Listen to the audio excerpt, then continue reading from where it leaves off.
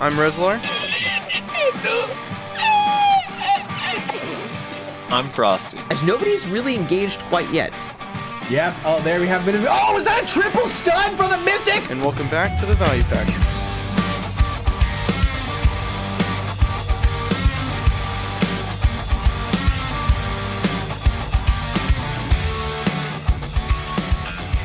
And welcome everybody to another episode of the Value Pack. We got not a lot of shit to talk about today. No maintenance, no global labs, right? No global labs update. No scandals. So what do we talk about? We did have one scandal. What? I completely forgot. Oh, there was a scandal? There was What? a Tell scandal. me. Scandal. Well, What was the scandal? A lot of people were asking about the SnakeButWithHP thing. Oh, that's right. That is But actually right. I thought it came out already that they Yeah, said it wasn't did come a out, thing. but there's still people that are kind of butthurt about it. We can still have an opinion on it. We could run through it super quick. Doesn't have to be a long discussion because to me it's not Yeah, that big a that's- deal. But Okay, so we will cover that. But first, I want to say a special thanks to our top supporters on Patreon, our sponsors, Bailey Nelson, Lord Carrot, and Brian Andrew. Thank you to you three, especially, and everybody else that has supported us on Patreon.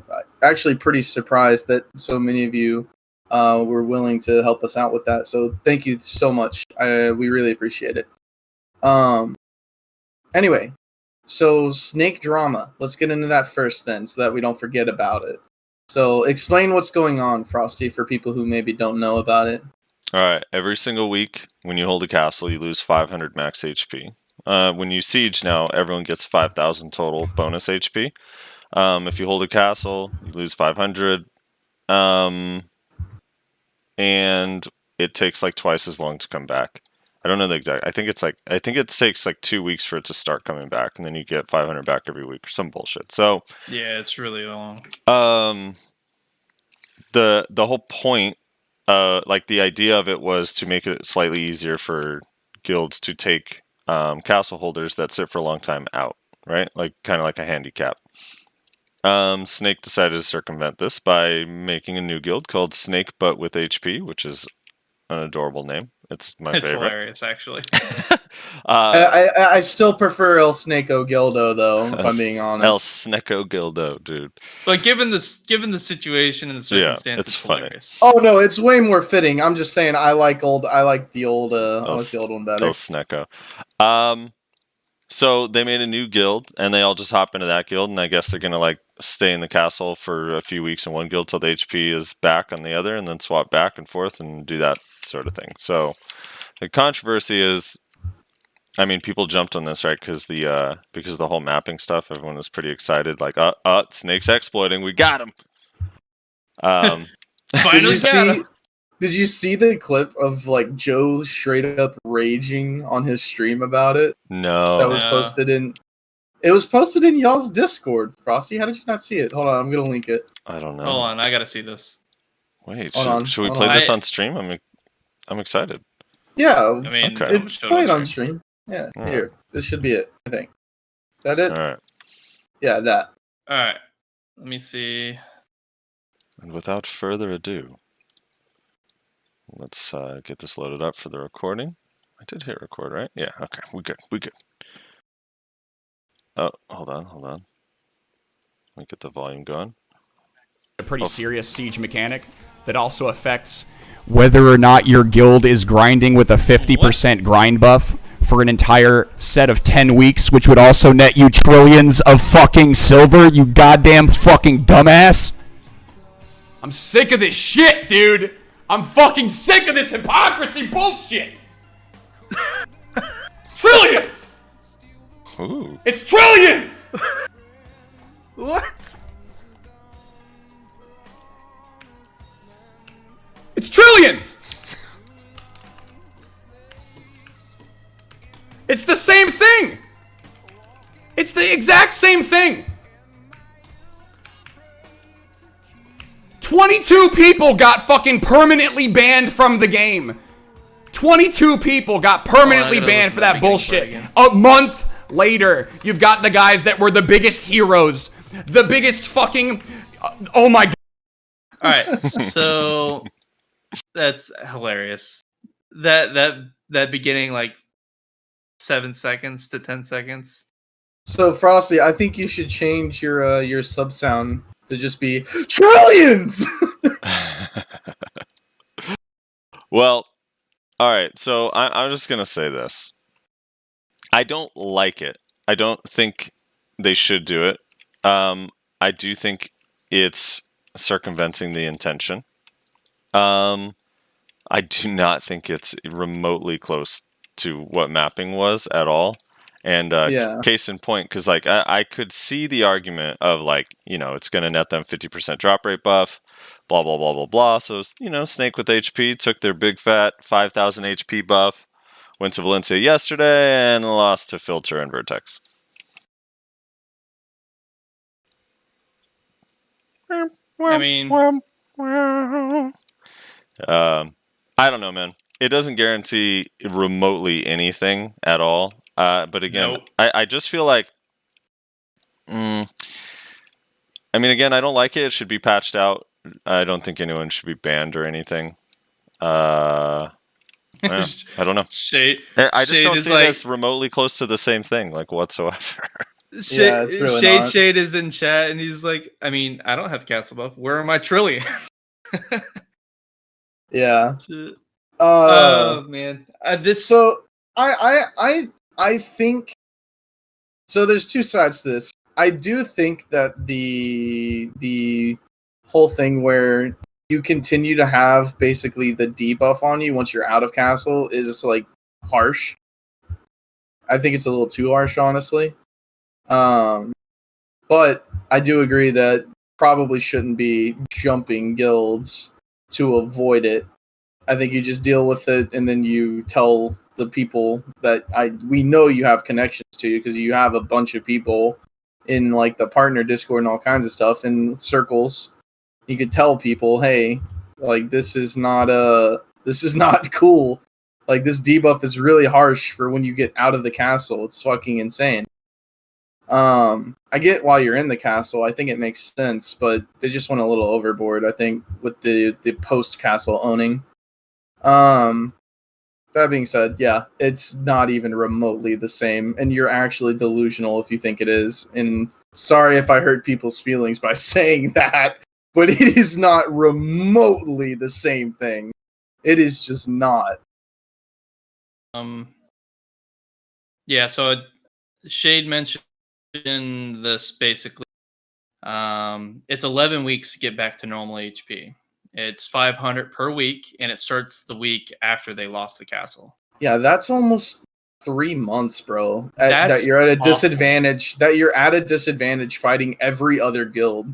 All because of a 50%, rare drop increase. So, all right. Yeah, that's insanity, dude. And also, like, not to, like, I don't want to be a snake simp here or anything, but, like, it's already, like, a bit of a fucking punishment in owning a castle. Not for Snake, because all they do is, like, grind and, well, they're what do they call them now? Pilots. They're pilots PvP grind. Kind of thing. Yeah, they're pilots grind, but you can't PvP, exactly. Like, when you own a castle, dude, you're already getting punished because you can't fucking node war in this fucking game where all you can do is node war. Yeah, it doesn't make sense, I mean, and now they're there's an double argument punishing you. Because you can merc, right?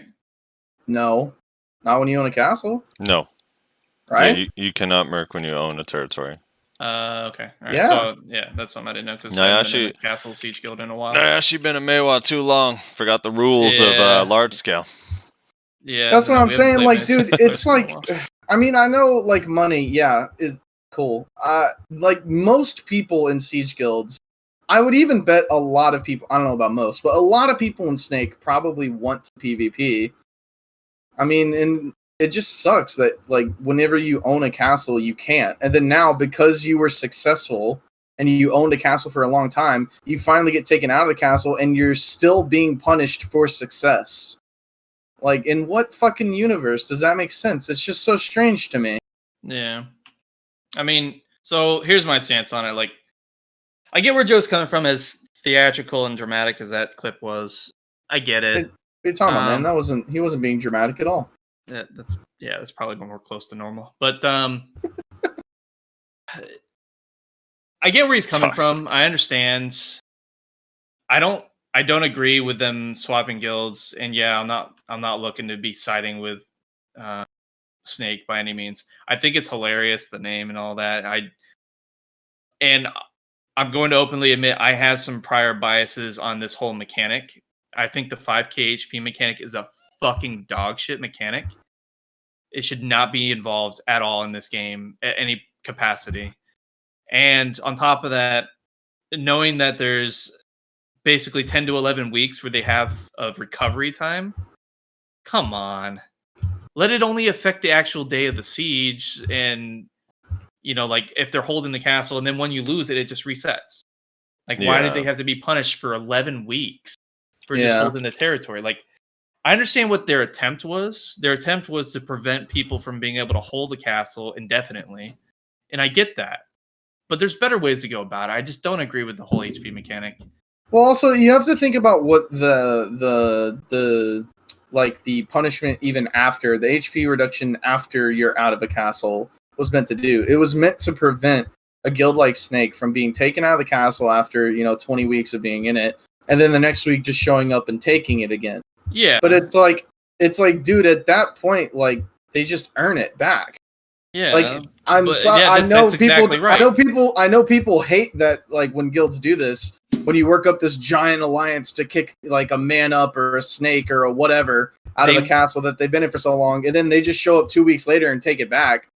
Yeah. It's like they put in mechanics into the PvP scene for Siege and whatnot to support political play. Like, as far as like just not going in on your opponent and killing them, and just working together in conjunction by focusing down gates and other objectives, making sure that if you're being pushed, the other guilds are pushing. Like, that's all built into the game. That's why, for example, whenever you would have a spy come into your guild and somehow they got officer status. So what the fuck was that? My keyboard rack fell. Cat sat on it, fat ass. But yeah, whenever the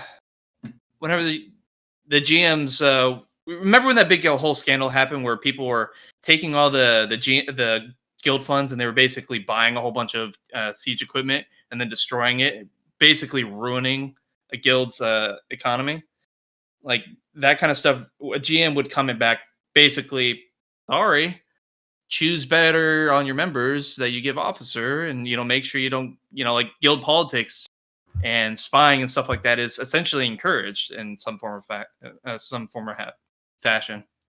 But so I mean, I don't know, and in that kind of respect, it's like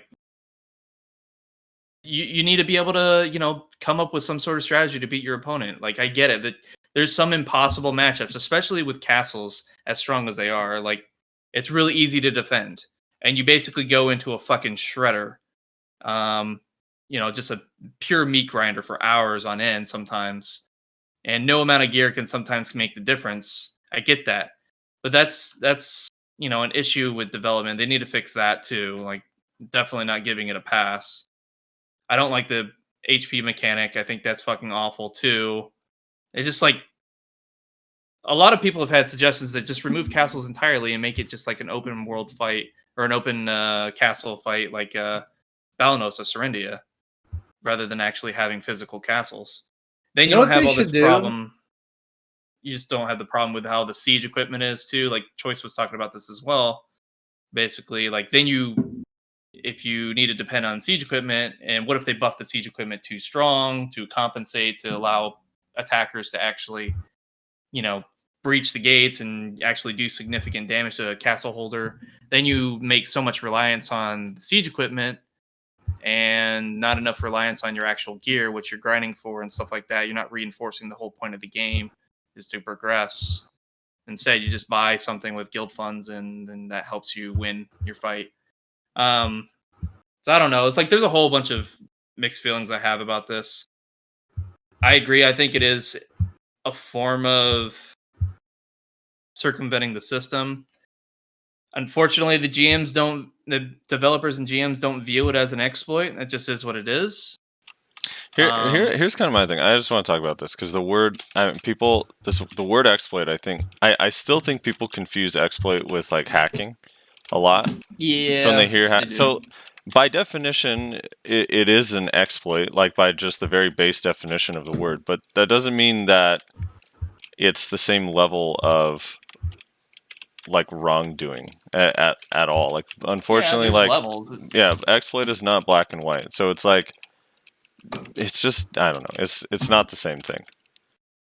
One of them is like, hey, I don't know. It's just to me, it's not as big of a deal. But I could see why if you were a mapper, why you'd be really excited by this and think like, oh, we got him.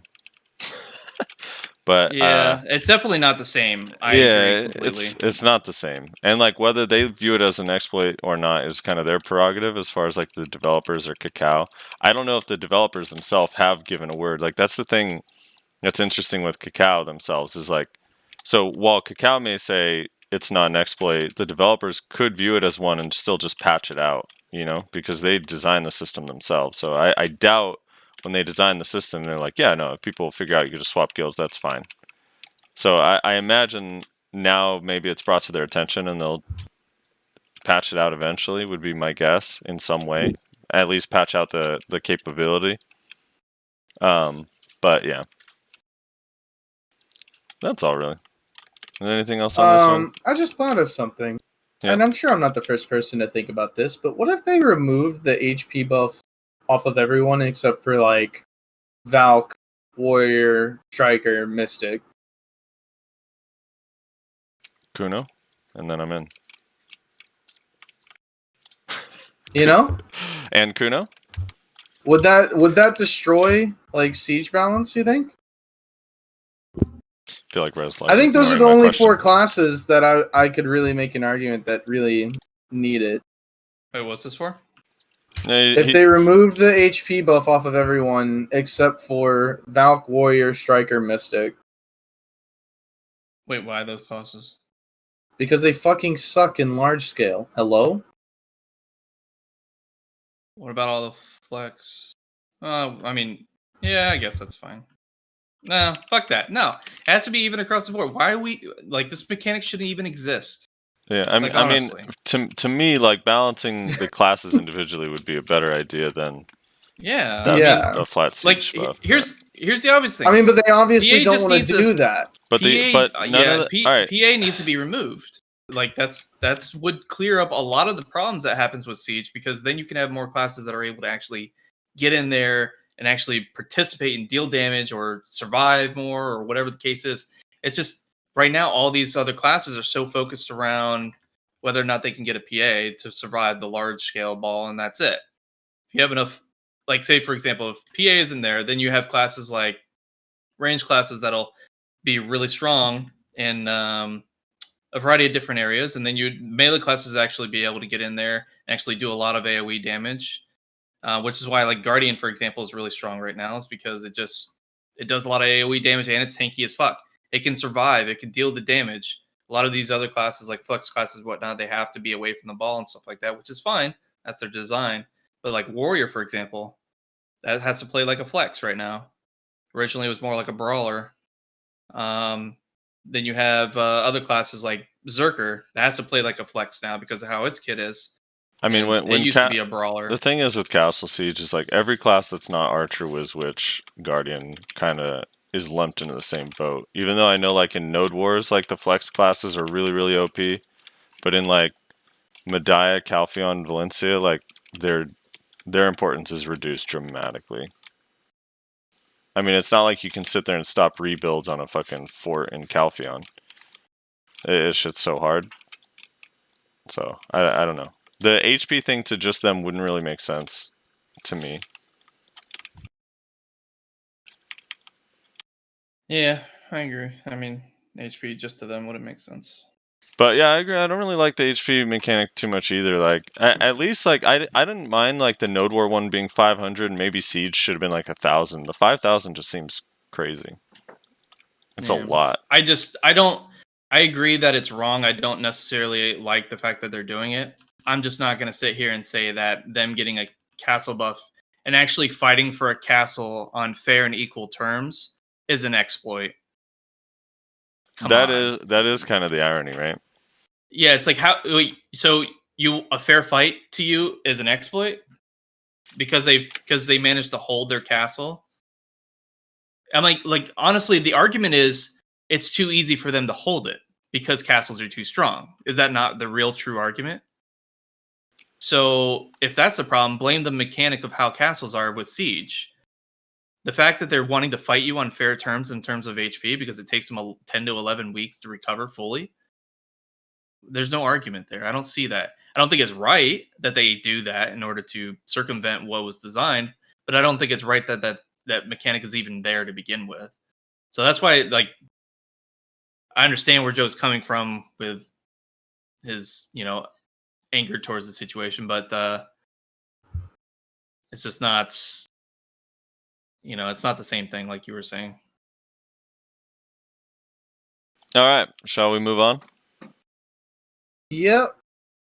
All right. Let's get into the made-up topic. And for the record, if they ban 23 Snake members, fine. I'm just kidding. All right, the real topics. You want to start us off, Rez? What do you? Oh, well, we just have the two that you came up with off the top of your head, right? So let me read this because you worded it well enough to where I don't want to try and re-explain it in a different way. Okay. So, of all the MMOs, why do you guys think BDO is the most hated? Among all non-BDO players and even some BDO players, the game is viewed as terrible, bad, or could have been good, but other MMOs are remembered fondly. So 1, why is this? And 2, after we all quit, will we look back at it fondly? Let me answer that second question, yes. I should have worded it one of the, not the most, because there are no absolutes, right? But it definitely gets a lot of hate. All right, so you think yes, we'll remember it fondly. Yeah, nostalgia's a hell of a drug. We always look back on the past through rose-tinted glasses. I'm trying to remember Anthem fondly though, and the first time you flew, hello? That shit was so sick. And then the second time, I remember the first time I flew, I was like, "Holy shit, dude! I'm never playing another game again." And then 30 minutes later, I was like, I really don't want to play this anymore." Yeah, I mean, it is like the nostalgia feel, like you said. Honestly, like that's how I feel about it because, like, I remember like Diablo 2 is a prime example of that. Something I go back to every once in a while, but then I remember that I fucking hate the grind. It's just only grinding. How many fucking uniques can you get to drop, kind of thing? It's like that's nice and all, but it's the reason why I stopped playing it to begin with. Plus, there was a lot of hackers and stuff. Because they weren't really paying attention to it. One of the things that made me think of this is I was just for like down memory lane's sake, I was playing Terra because it's the old good old fashioned Trinity. It's got a healer, tank, like the whole dungeon thing, like traditional MMOs. And yeah, I was playing it, the full traditional setup. Yeah, I joined a guild in there. And then they ask, like, "Oh, what MMOs do you normally play, or where'd you come from?" And I was like, "Oh, I play BDO." And then it was just like, "LOL, what a shit game. Why do you play that trash?" And I'm like, I don't know. It's just so. It just is like it reminded me of like if you look at the reviews or like in like Reddit MMO, just like a general consensus for people that quit. Like usually when people quit a game, it's like, oh, work came up, this came up, I'm just bored or whatever. I've been playing this too long. But with BDO, I feel like it's always like this animosity, this like I rage left, fuck this game, whatever. And I just thought it was kind of interesting. I think there's just a lot of that is why most people feel angry with BDO. It's just like their RNG sucks and they're just like, I fucking hate this game because I didn't win. I didn't get where I wanted to be. In other MMOs, it probably, kind of just died out from boredom rather than, frustration. Well, Terra has a I think lot of that's- RNG. I mean, it's actually interesting seeing some of the enhancement system. Terra's enhancement system is fairly similar. It even like downgrades your shit once you get to a certain point, and it doesn't tell you the percent chance on most things. Some things do that it'll succeed, so you just are guessing and hoping. I don't know. It's kind of weird. It almost is. It's like the exact same. Like old thing, school I feel like. BDO. Yeah. I don't know. It's very strange to me. I think like when I look back, I mean I enjoy the game very much, and I know like it has faults, and every game I've ever played, I've always felt like, man, I wish this had blank, whatever it is. Like in this game, I wish there was like bosses with unique boss mechanics that I could go with 3 people or 5 people and fight, and it would be hard and a fun fight, and I could do it, and I could either do that or grind. Like I could kind of choose, you know? Yeah. But I don't know, man. The animosity is just it's crazy to me. Yeah. So much hatred. Go ahead, Rez. Reza, you were around in the old days. One of my theories is that it started around the time the original value pack came out in the Pearl shop. Yeah, so let me take you down memory lane for me. Mm-hmm. So BDO comes out. It's a fucking hit, right? Everybody's playing it. Like, this is the new WoW killer, which they say about every MMO. Pretty much. And then they all flop. But this one actually had quite a few people playing it and quite a bit of hype around it and everything else. Yeah. And so at the start, there was absolutely zero pay to win or pay to convenience aside from like pets and weight. Like, there was no value pack. I'm just making sure people who maybe haven't played for a long time know this background. There was no value pack. There's no Cama Blessing. There was no what else do we have nowadays? That's all like pay to convenience. That you could the book didn't exist. You didn't have maids. Maids didn't exist. Yeah, maids and oh my god. What else is there? Pets didn't exist at the very, very beginning, right? No, I'm pretty sure they did. I'm almost positive they did. Yeah. Maybe that was when I was too poor to buy pets. So did costumes, I'm pretty sure. I don't really remember too much about the pets, but I'm almost positive they did exist. But Costumes I don't think anybody did exist, but they were not in the sense that you could extract crons and Valkyries. Correct. That's what I was about to point out, is that costumes did exist, but you couldn't sell them for money on Marketplace. Yeah, there was none of that. You couldn't extract them for fail stacks, or Valk's blessings or anything like that, or cron stones or anything like that. Pets were there. That's right. Pets were there, but you couldn't smash them to grit. Yeah. So like once you bought your pet, like that was it. I think that's correct. So anyway, people were pretty hype about it. There was one thing that people were upset about, and it's probably why I still hold such animosity about it to this day. There was one item in the cash shop that people were upset about, and that was the ghillie suit. People were like, wait, this ghillie suit is actually just pay to win because it hides your fucking name, makes you almost invisible. Which, by the way, when you're fighting in goddamn Treant Forest and you're trying to find this fucking tamer or this fucking ranger, it actually does make them invisible. And we didn't have Opti mode back then. Yeah, it actually does make them fucking impossible to see. So that was cancer. And there's actually, I think the number 1 or like the number 2 post on Reddit, I think, is still someone complaining about the ghillie suit. Let me check, actually.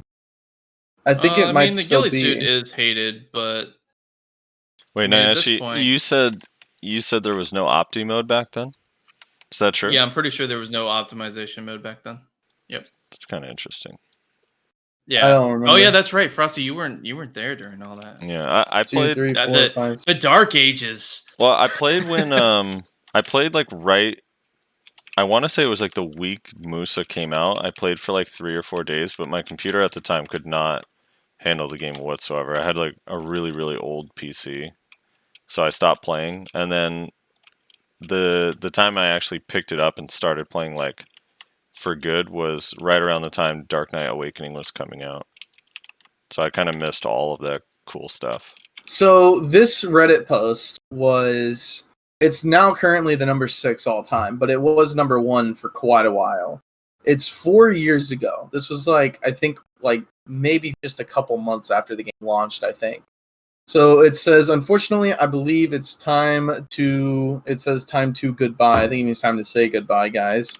The ghillie suit is just ruining it for me. I'm colorblind and have some real issues keeping up when stuff is moving about the screen rapidly. I have no issue with this when it comes to normal players, as the nameplates are white and very easy to keep track of, but when fighting in a grassy area against someone with a hidden nameplate, I just sadly can't see what's going on, and it is completely game-breaking for me. I was getting so excited for this game, I was hyped about PvPing while grinding and truly experiencing 1v1s, but with the ghillie suit, it's just game-breaking. I spent money on the game, I don't understand why I'm being punished for not dropping another $30 on a pretty necessary PvP item in a PvP game. No matter how skilled I am, if I'm fighting someone with a hidden nameplate, I am at a disadvantage.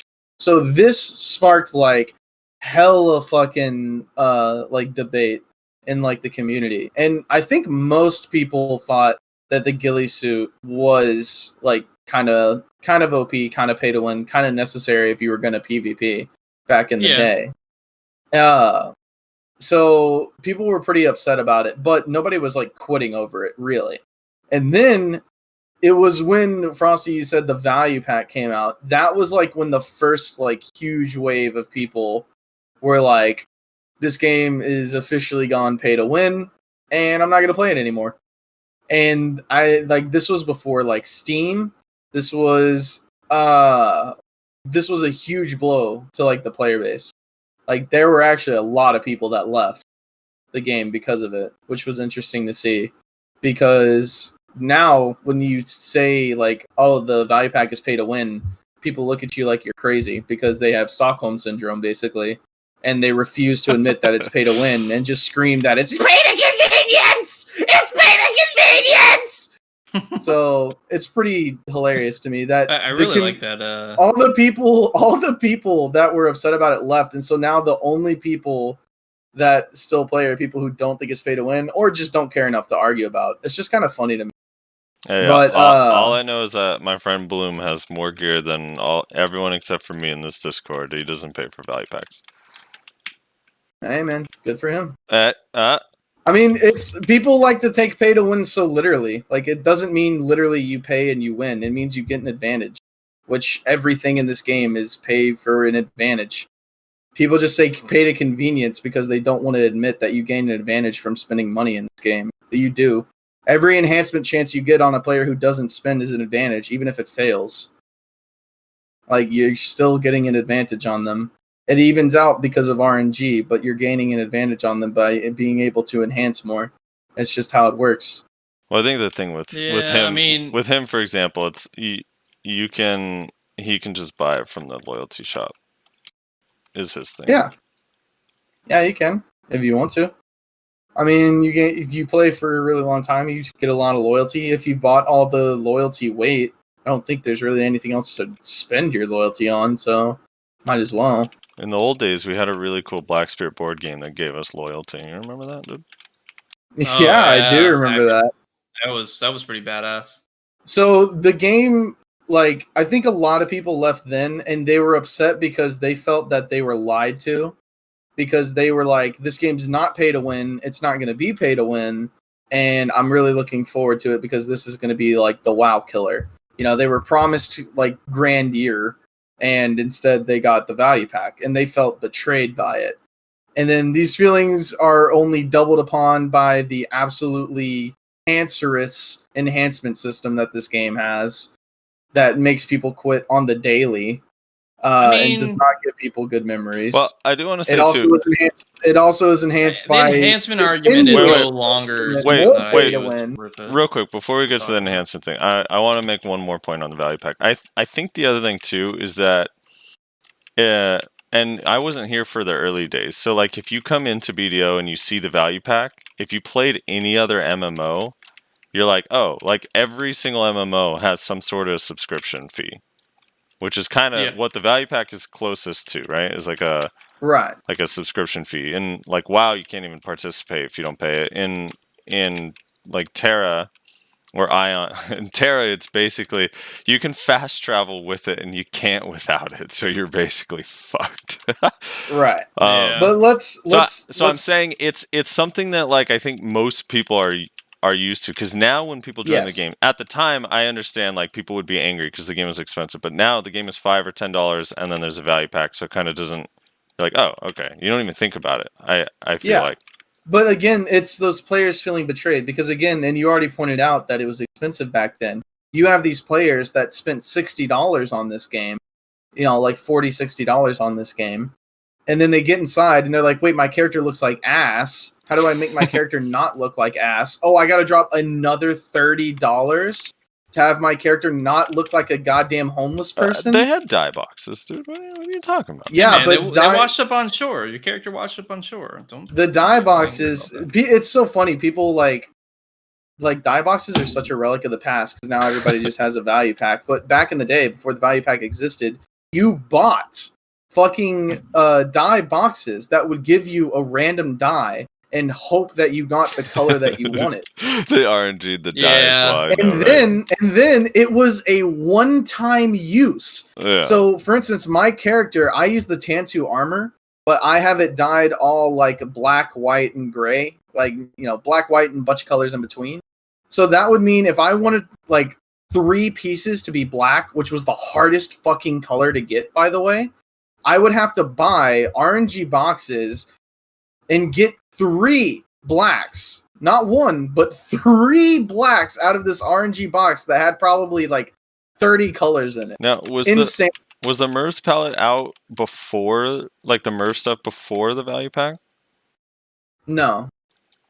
Okay, so it came with. I believe Mervs came with the value pack, if I remember correctly. Not Mervs, but like the dye. Sorry, the individual dyes. What do you mean, the individual dyes? The dyes that you would buy. You'd buy the box to get a dye. The thing you just explained 5 seconds ago. Yeah, that was from launch. Yeah, that's how it was. That came out on launch. So is it not? Could one not argue? How could you not see the fucking awful future that was in store for you when you had to buy RNG dye boxes that were one-time use? Yeah, that's... Well, because no one wanted to do that. That's why they didn't really care about it. But yeah, no, I agree. Do you also remember the old... Definitely foreshadowing. Do you remember the old skill resets, too? I think most people don't even remember this, but there was not a 30-day, like, your full skill reset. You had to buy individual skill resets that would, like, undo a single skill. Yeah. I'm surprised you remember that, Frosty. I know, dude, because I had some left over from when I very first started. It like changed right as I started playing. I think those went away, like as I started playing seriously. It was good times, dude. Yeah, it was like a red little orb thing where you right-clicked it and then you choose a skill and it unspecs that skill. Yep. That shit was so bad. Yeah, and if you were level 50, now it's up to 50. People don't realize you can like swap your skills out until you hit level 58, I believe. And then before it used to be level 55. If you were like 56 and had your awakening, you couldn't do it anymore. Shit was toxic. So anyway, yeah, people basically what it came down to is people were already frustrated because of the just general frustration the game causes with its RNG, right? This is a very RNG heavy game. I think everyone can agree on that, right? Like this game is brutal with its RNG. And especially back then when like you couldn't just go to the marketplace and buy a fucking boss weapon for like, grinding it goddamn Polysaurus for 5 hours. Like that was not a thing you could do. So people were upset with the RNG. They paid $60, then they had to pay another $30 for a costume. They had to pay money for pets if they didn't want to pick up their loot, which it wasn't as bad as it is now because there wasn't tiers. And then the value pack comes out and they feel betrayed basically because they've already spent this money and all this time and gone through this like annoyance of an enhancement system. And now it's becoming pay to convenience, I suppose. And people were really pissed about it.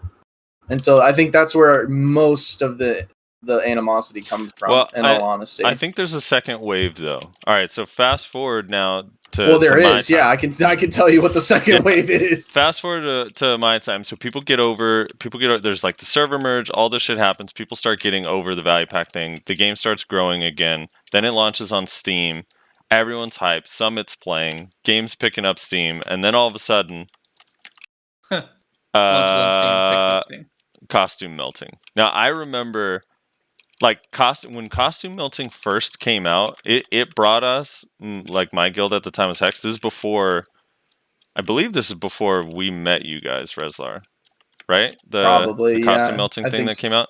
I think so, yeah. When that happened, that brought us from like 100% of our node wars, we were able to bring 60 people to like we could only bring like 25 or 30. Yeah. Yep. Like it wasn't even just people quit the game, but people like kind of were like they were so like on the fence if they were going to quit or not that they just weren't even participating in activities. And I just remember getting in a like everyone just thought immediately like, well, now there's going to be 200, 300 people that are just full pen tomorrow, and there's nothing we can do about it. We're just going to get clapped. We're not going to be able to defend our grind spots. Didn't happen. Which actually did not. There's, I don't know. It's like there were definitely people that hit pen, but you know it's so funny too because the so many people had costumes from rerolling. Like I know I was one of these people. Like I had all these costumes just kind of sitting in a graveyard from classes. Jesus. Jesus Christ, Nayashe. Dude, why do you hold your keyboard with your left hand when you're playing video My games? fucking keyboard, like, I fucking broke it recently, and it's been loose ever since. I'm trying to fix it. I lost my train of thought. Where was I? Only sudden noises and loud noises, make you lose your train of thought. Yeah, fucking Nayashe, dude. Yeah, but it was. Oh yeah, people thought that it was just going to be instantly like full pen players, but there's like the pent up fucking costumes that people had melted. Because I remember like arguing with people beforehand, like when we knew it was coming, I was just like, I was worried and I was concerned, but I didn't care as much as everyone else because I was just like, it was so expensive at the time because now they've made it easier, but it used to be. You would only get what, like 100 or something? You didn't even get that many cronstones. You had to melt so many At first, yeah, but the cost of cronning to pen was a lot cheaper too. It's proportional to what it is now. No, it wasn't cheaper at first. Remember, like they ended up making it like it changed based on the value of the item. Remember when the central market first came out, the crons actually got cheaper for a while. And then it like slowly went back up, or they had to like manually adjust it. It actually wasn't that cheap to cron, like early on. Anyway, it was just funny because maybe I have that wrong. The evidence was like I just remember like the people that all said like, look, everyone's just gonna be hitting pens, and the day that shit came out, like the fucking enhancement feed was going nuts. But part of it was so many people had costumes saved up just from like 2.5, 3 years of playing BDO that they weren't using anymore and melted. I mean, I had a bunch, man. Like I was able to actually get in like 3 or 4 pen attempts just from like classes I don't play anymore. I didn't get shit from it, sadly, but yeah. But yeah, it didn't really play out the way I think people thought it did. I also think it had this weird side effect that I actually think was, and as weird as this sounds, that was kind of positive. Until that time, I don't think people were so afraid to go for pen. And then I feel like people started going for pen and realized like it's not actually that bad.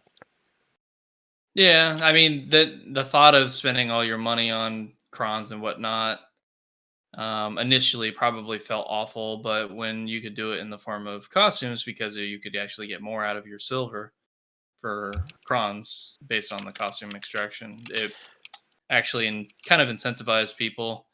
And actually it's a pretty healthy system. Mind you, it is a form of pay to win for some people, but it's like that's really not that massive from actual practical experiences that I've seen people talk about how much they actually make from it. It's just a decent amount, but it doesn't put you that far ahead, in my opinion.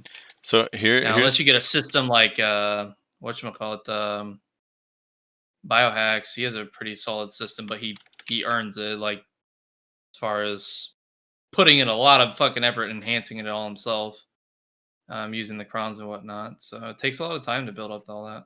So I had a guildie that I would go back and forth with because the other thing for me that I didn't seem like that big a deal is I was always scratching my head on it because I was like, dude, you guys have been completely okay with artisans for the last 2.5 years, and now we're absolutely like, this is the line that we draw. And I remember a friend of mine that was Cairo.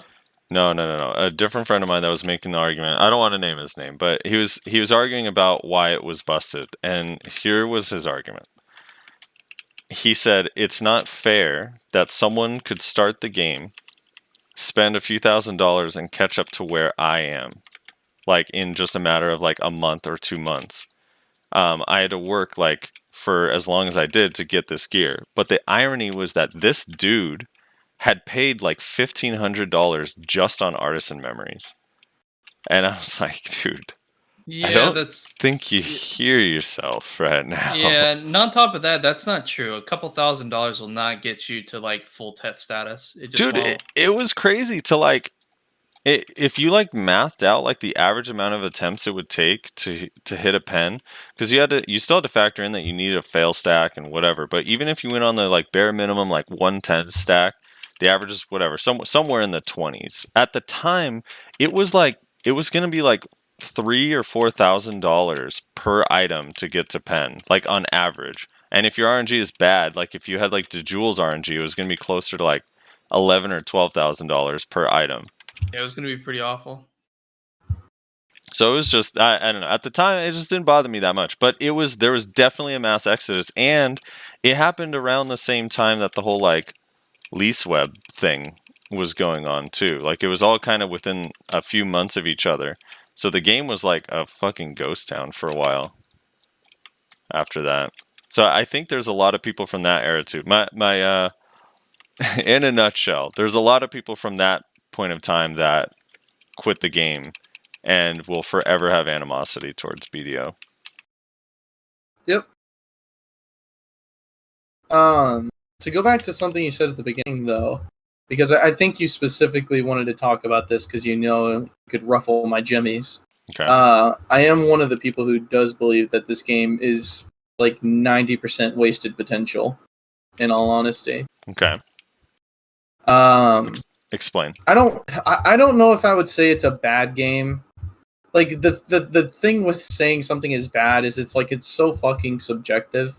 Mm-hmm. Like there's hardly anything that is objectively bad. Like, pedophiles. I think we can objectively say those are bad. I don't know if there's too many things we can objectively say are bad. Like Nazis, okay, we can agree. Well, maybe we can't. Some people can't.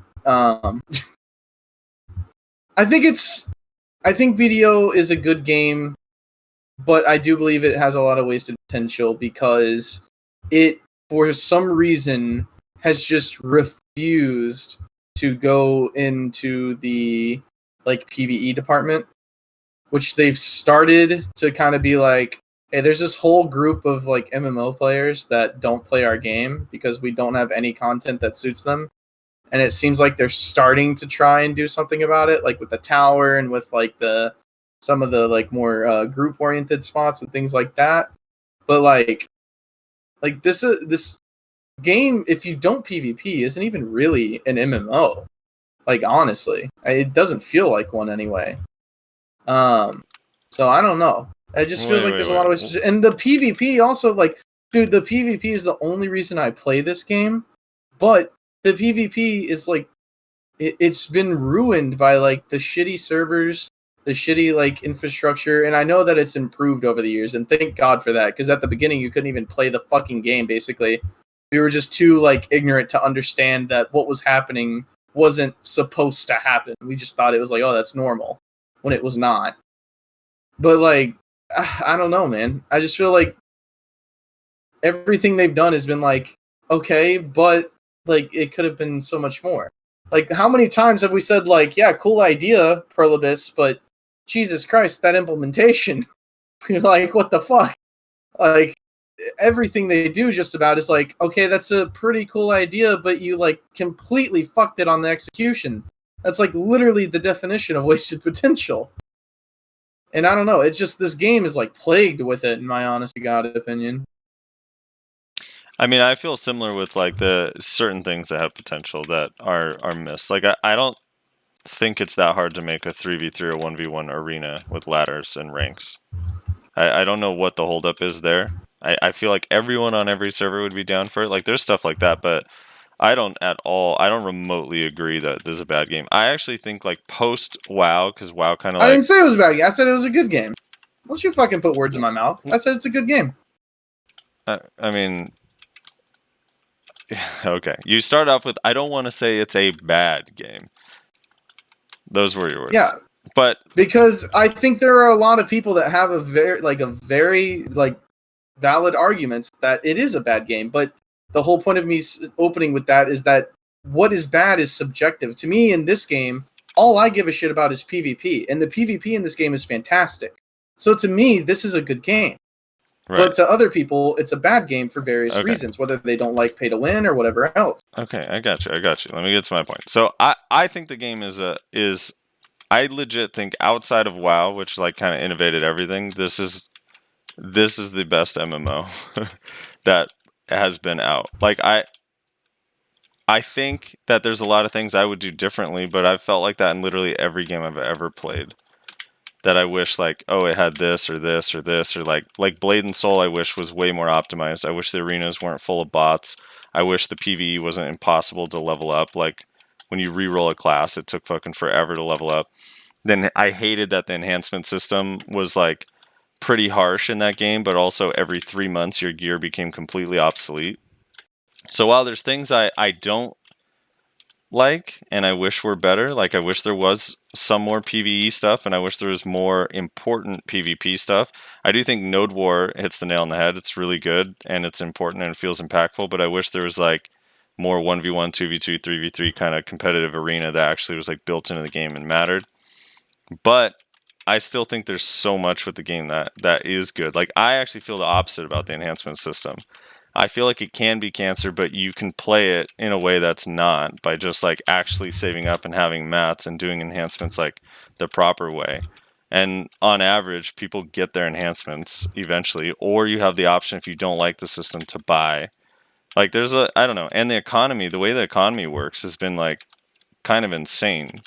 Like I'm trying to think of a game where just like raw gold or silver drop that comes out when the game launches still holds value 4 years later is actually nuts. Yeah, they did a really well-rounded economy, especially like incorporating, things that people don't necessarily like, but they well-rounded it, like the costumes and whatnot, how they're also built into the economy, where it's not like this massive, people that buy costumes are just going to be so far ahead of you, and that's just not true. You can just grind, buy the or get the silver to buy the costumes and use it to enhance. You can further yourself based on RNG.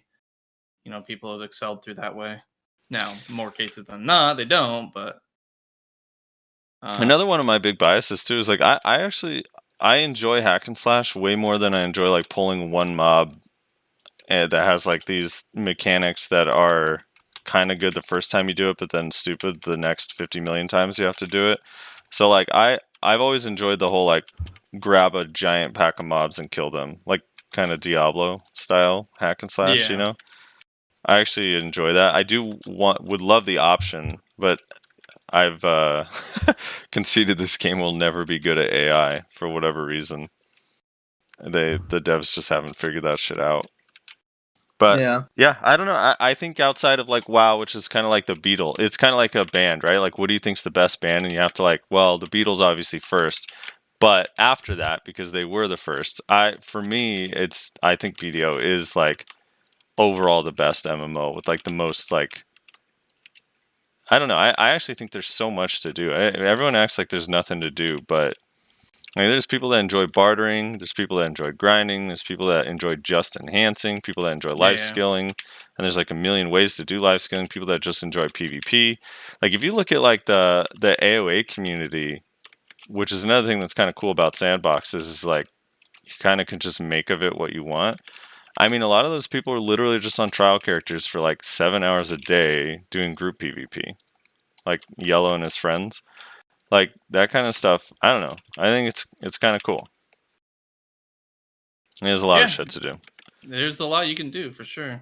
This game offers a lot, and people just they don't realize that. They just look at the negatives and don't realize the positives. Like It's like the Reddit forum where they just say shit game, dead game, but yet people are obviously actively playing it. They themselves are actively playing it. Yeah. Everything in this game has been pretty solid as far as like the mechanics is concerned.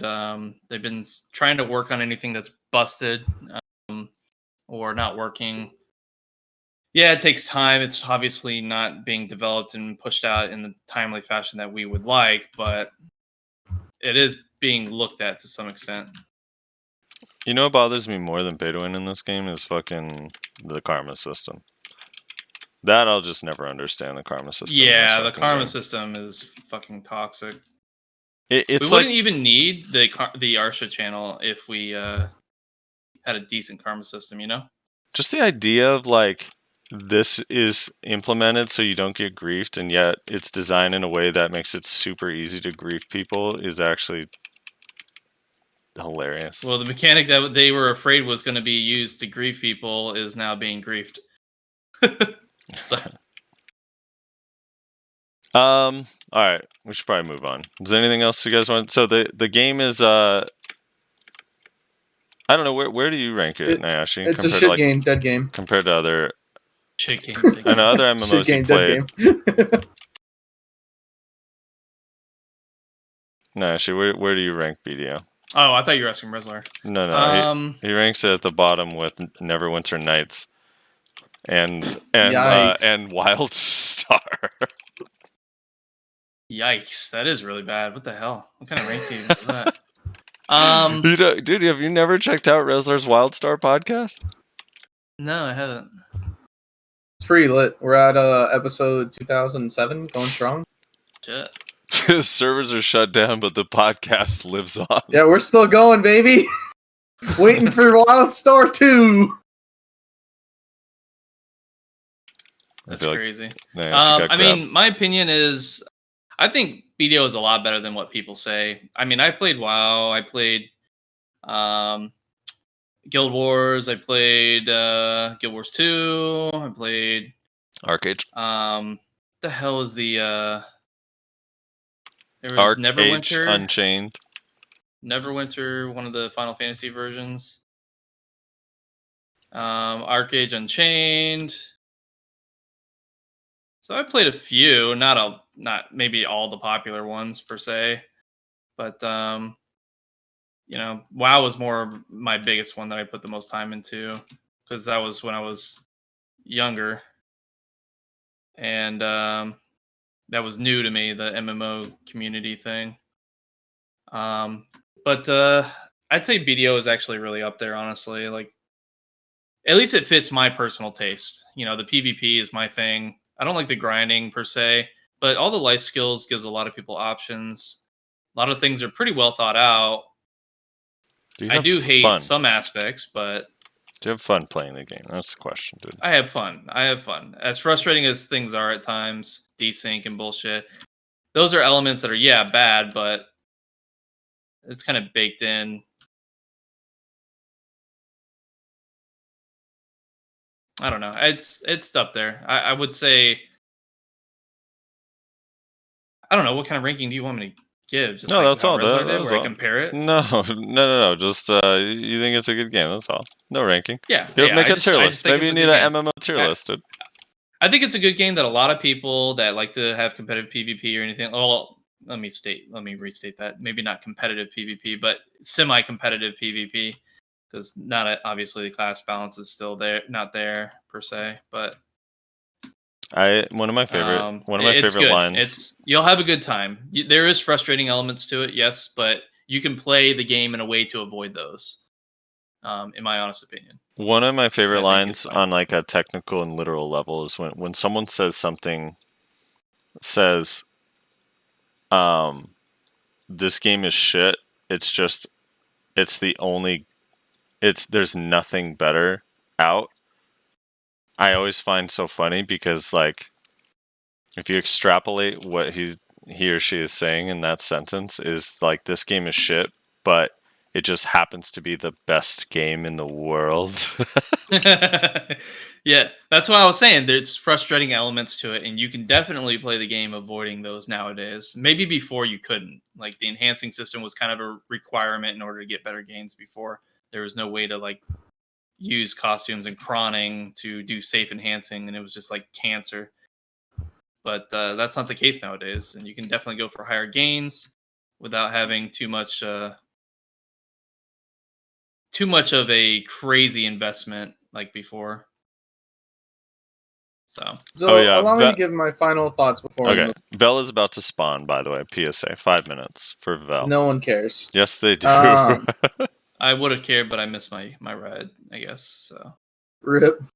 yeah, it is. I think BDO is a niche game. I think I the agree with issue. I think the issue with what you were saying, Frosty, that it's probably the second best MMO behind WoW, is that there's a lot of MMOs out there that I think better cater to a wider audience. And while I think BDO does a really good job at catering to people that are looking for a specific thing, like if you're looking for like fast action combat, meaningful PvP, this is the game for you. If you're looking for, ever since I think they released like life skilling gear and stuff like that, if you're looking for decent life skills, this is probably a good game for you. If you're looking for like ocean content, better than Arcade probably. No, I don't think so. Maybe on the life skill side, but not the PvP side for sure. Ocean content. Yeah, Not the PvP PvP. on No, life no, skill. no, no, no, Yeah. no. No, PvP I'm on talking. Arcade is I'm pretty talking good in about modern. like bartering and stuff. Right. Way Oh, better. yeah. In that respect, yes. I'm not talking about the ship combat. I know that's kind of abysmal in BDO, or at least that's what I've been told. Overall combat, Or even the in water. mechanics in general. Yeah, in BDO. Yeah. I No, can't, I'm I specifically can't referring to defend- like bartering and stuff. Like I know a lot of people really like the whole bartering system. That's like a really popular thing that a lot of people enjoy.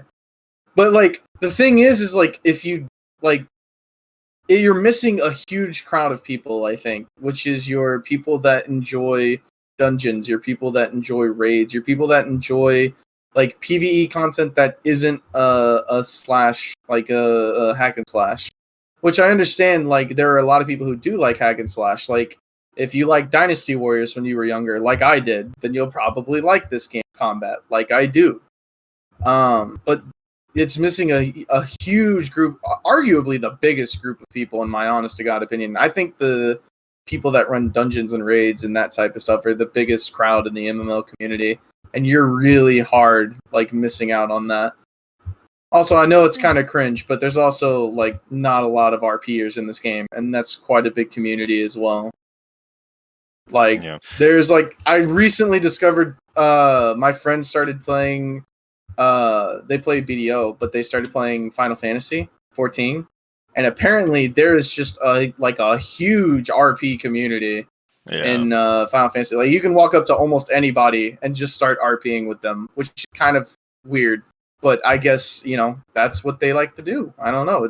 I don't get it, but hey, whatever. And that just doesn't like exist in this.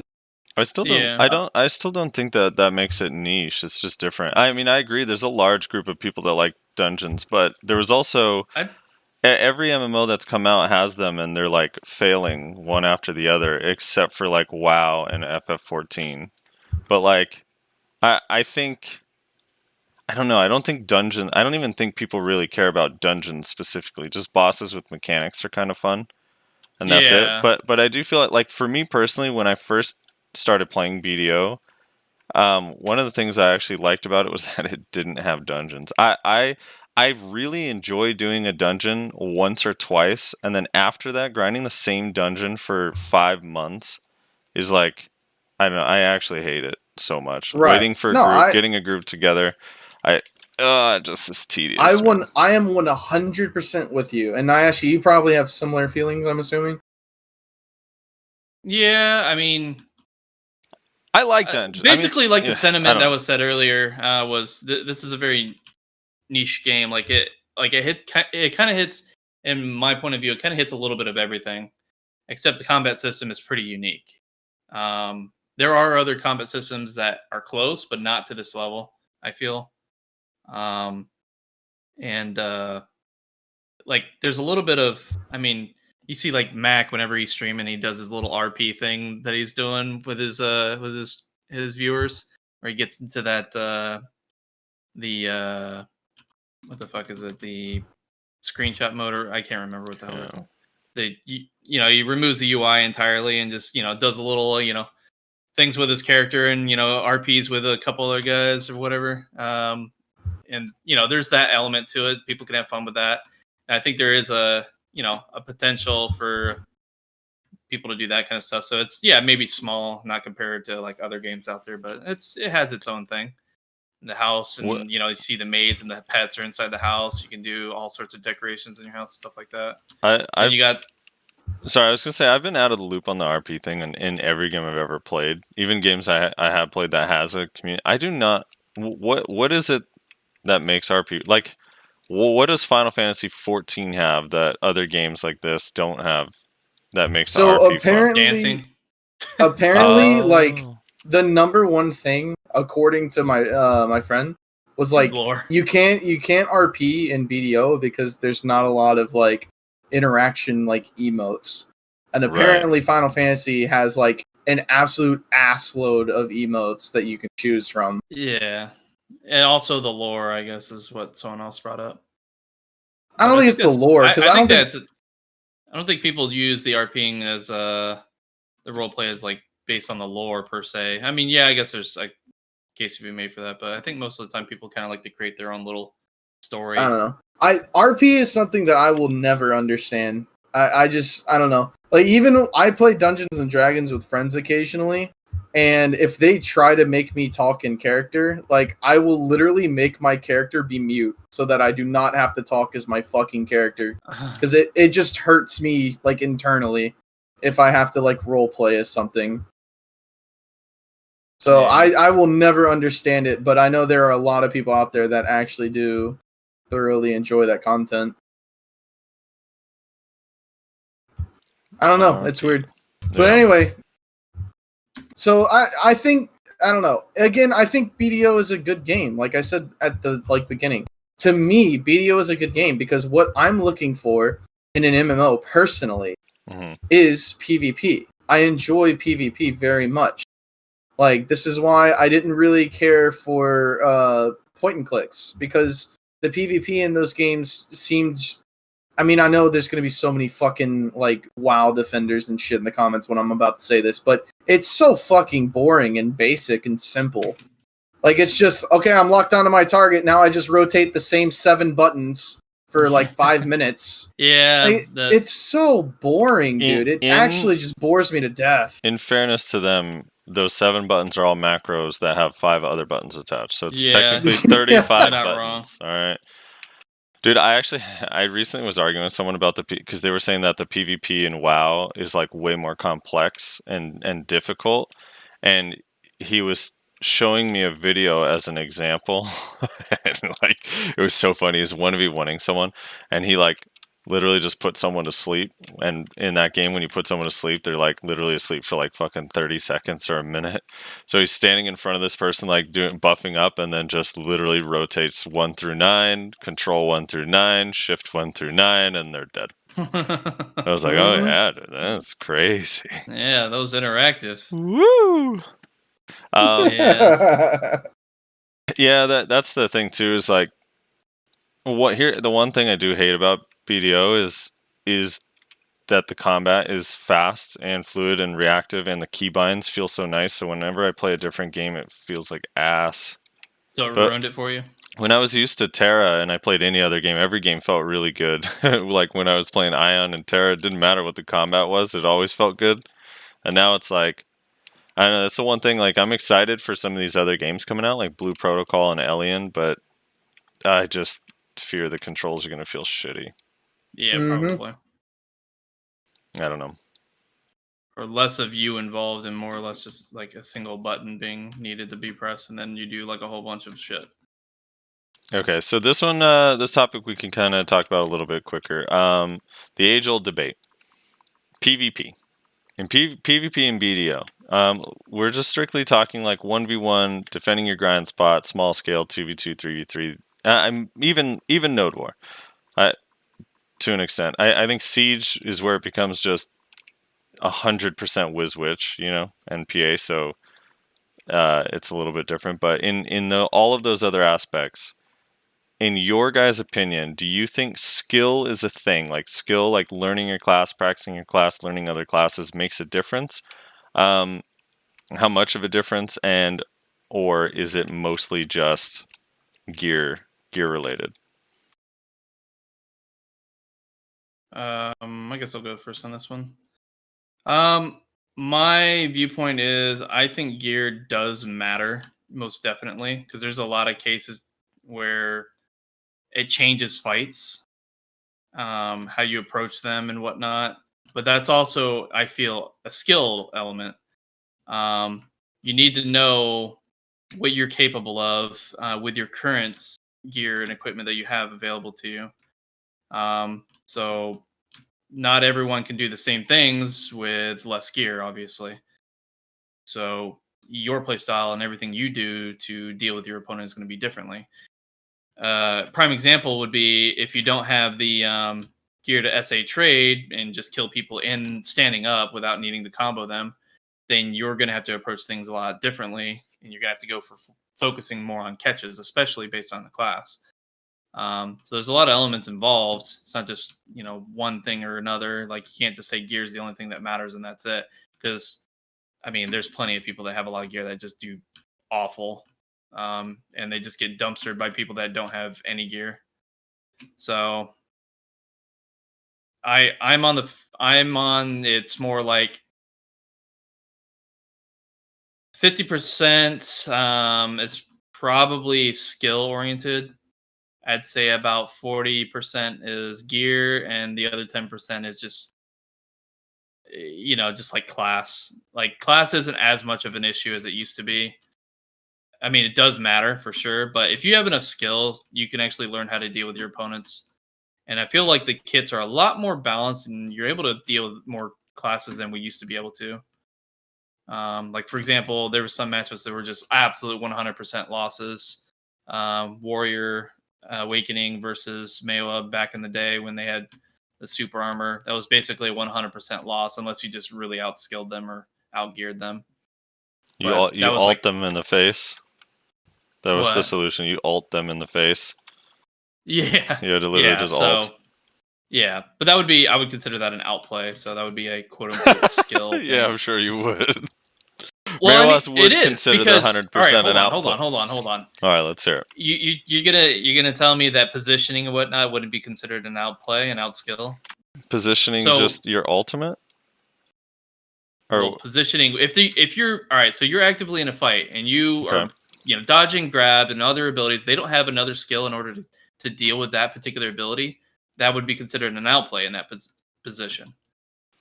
So yeah, sure, the ult does a lot of damage, will potentially one-shot them and everything. I get that. And I understand where you're saying, well, that's not skillful. But at the same time, they could easily grab me. And back then, they did regularly. So I mean, I've never I guess I've never ulted someone in a 1v1 and felt like I outplayed them, but I don't know.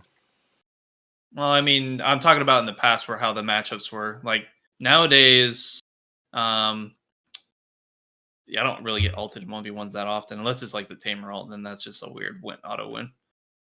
But I also don't have a grab too, so I can't really deal with that too well. Some classes can grab and whatnot. Like I've heard of, for example, when whatchamacallit? Well, I mean the same example, really. I mean, I just get fucking solar flare grabbed right before I managed to pull off the 100% on them. They would just quickly get in, or even if they were just that close, they wouldn't even need a solar flare grab. For example, they could just walk up with a shield, grab, or just iframe it and then grab. I mean, there's just plenty of things you can do. I don't know. I mean, I still think 50% skill, 40% gear, 10% is the class makeup and matchup. I am. Rez? I feel like you're laughing your ass off right now, Frosty. Me? No, I'm not. Yeah. Oh, okay. So gear gear, like, can't say gear doesn't matter, but the thing is like once you get to a certain AP, like it requires so much DP to not be one comboed. Like if you know what you're doing, that gear does kind of become irrelevant, honestly. Like unless you're fighting a DP meme, obviously, but at that point they can't kill you either.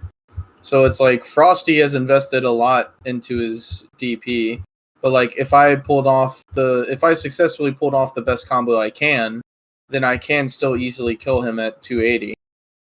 So it's like, I don't know. Like, I don't want to say gear doesn't matter, but it kind of doesn't unless you're just at such an extreme difference that I just feel rarely happens these days. Yeah. So I don't know. Like, do you think skill matters though? Is there like a skill? Like, do you notice a skill difference between players? Yeah, obviously. Yes. I mean, there's a reason I go into like whenever I was in Clash and we would have Clash Boys merc into these siege guilds. I'm a Zerker at 265 AP and I'm getting in top 10 frags. Like, I'm not trying to like blow my own dick here or anything, but I know what I'm doing in Siege. I know how to play my class in Siege. Whereas there are these other people, including Berserkers, that have like 280 AP, which I'm at now, that are not getting as many kills as I do. I mean, so yeah, like most of this game comes down to skill. And the only time gear really matters is if you're at such a huge like difference in gear. And we're like, right. By huge difference in gear, we're talking, I mean, it like at over 50 gear score difference, it would have to be.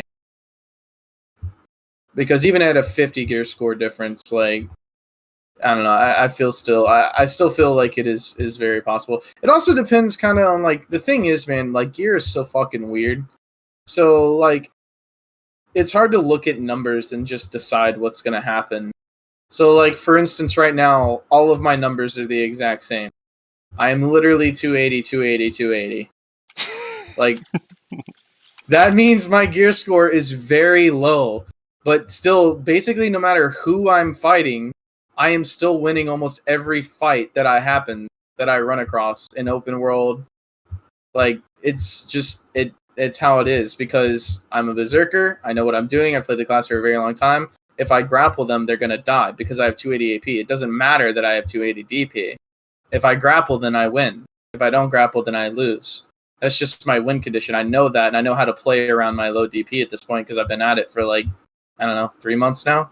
He's a professional low DP Zerker. I actually am. Like, you're memeing, but I actually am. Yeah, I know. And it's actually kind of funny, too, because I haven't really changed my playstyle all that much, in all honesty. I know how it is because I've been, behind the curve as far as gear. I mean, obviously I have a little bit more than you, but like I don't have Frosty's level of gear. I don't have other players' level of gear. Like I've had to learn how to adapt with my gear to fight those players that are 50 to 100 gear score higher. So my point of bringing this up is like, Frosty, what gear score are you at? I believe 644 or 645. Yeah, so you're like almost 100 gear score over me, but I can probably still take a couple fights off of you. Like, because it's just going to end up where you end up getting caught by something that I do, and then I have enough AP to kill you, but my DP is bringing my gear score down so much, you know? Right. So that's why you can't just, like, look at numbers and be like, oh, I see what's, like, going on. It's just not always that simple. Yeah. It's definitely a more complex thing. That's why I always say, like, skill plays a factor, for sure. Then there's the class part, too. Because, for example, I'll give you a scenario. So typically I can beat Suck Wizard, no problem. But when they have 300 AP and, they're obviously a Suck Wizard, which is currently one of the top tier classes right now, the amount of damage he can output will just make it so that I get one shot because of all the skills he can pump out so quickly. So I was fighting like Healbot last night, or was it last night? 2 nights ago. Was it? Yeah, it was 2 nights ago, I think. So I was fighting Healbot from Snake last night. He has a lot of fucking gear, and a Suck Wizard. I can kill him, I can beat him, but sometimes he just outright one-shots me and I can't do anything, or he just pressures me so hard because of my block. And that's because there's such a massive difference in the gear. But I could definitely beat him. I can definitely catch him and outplay him. It's definitely a possible thing. That's why I said like skill can play such a big factor, that where the gear is not too big a deal. But then there are those times where the other 50% is 40% gear, 10% class. I think can make it really impactful. I like Healbot. Yeah, Healbot's good. That dude, I was fighting him like 1v1 or whatever, and then these two people came and were killing us like separately, so we partnered up and we were like 2v2ing, and he said I was a good Kuno, dude. Now I forever Nice. love him. Here's my the other favorite thing. wizard. Not to kind of look- get off track or anything, but Hold on, before you do someone that, in your real quick. I'm gonna change that 10% being class to actually patch. patch. Who knows? One day a new patch comes in, and everything's all fucked, and every class matchup is a lot different. So it's we'll just say that. All right, go ahead, Russell.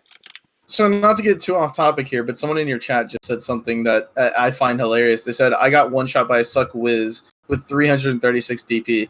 Like, that's the other thing is, like, it's funny to me hearing Frosty talk about how, like, you have to invest in DP like he has, but he still will complain about getting killed, like, constantly. It's like, it feels like DP does not matter in this game. It feels like everyone has so much fucking AP at this point. It's like there are very few scenarios where I'm like, if I had more DP, I would have definitely survived there. That has rarely happened. Yeah, I completely disagree. I could not disagree but more, actually. DP does affect a lot. It really does. DP changes. All right, so it's one thing, and also if people abuse the word one shot, like bad. I don't even know. It's one combo. If they mean one combo, sure. If your DP is high, unless you mean this, you can probably still be one comboed. But the difference is if you go with Reslar's DP into a 3v3, like he will actually get one shot by Healbot. Like he literally could die just to the teleport voltaic. yes, you know what I mean? Like that's what was happening to me the other day. Like I would be get caught out and he would teleport right on top of me, and then fucking I get just decimated from the voltaic, and then a follow-up freeze, I think it was, or something like that, whichever order the abilities go in.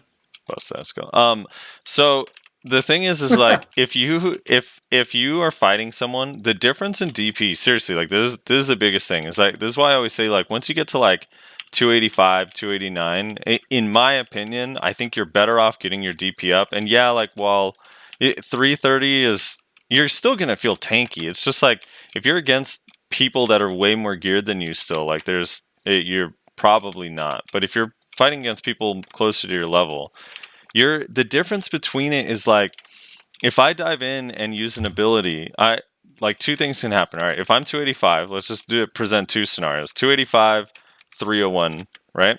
I dive into a place. I'm fighting somebody. I can do like one or two skill rotations before, or one or two skills in a rotation before I have to back out, because now I'm just taking damage.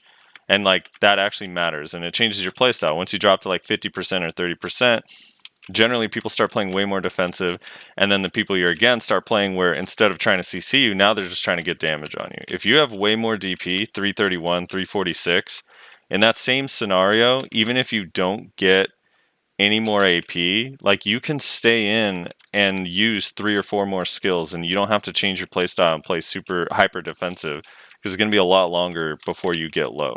Yeah. That's the thing.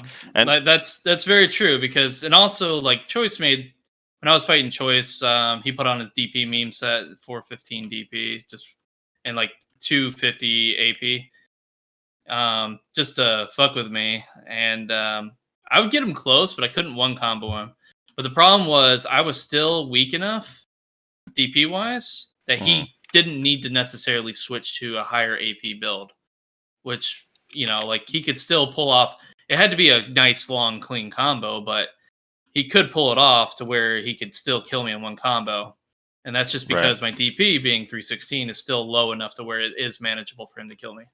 So my thing is like with Node War and Siege, like when people are trying to like, they're like, well, they're 285 AP. They're thinking about what to do next. It's like, should I get DP or should I just get AP? Because I really just want to kill more people. I just want to kill way more people.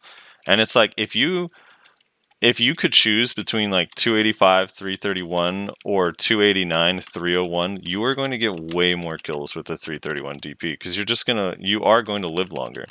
Your pots are going to be more important. Every HP that you have is going to be a little bit more important.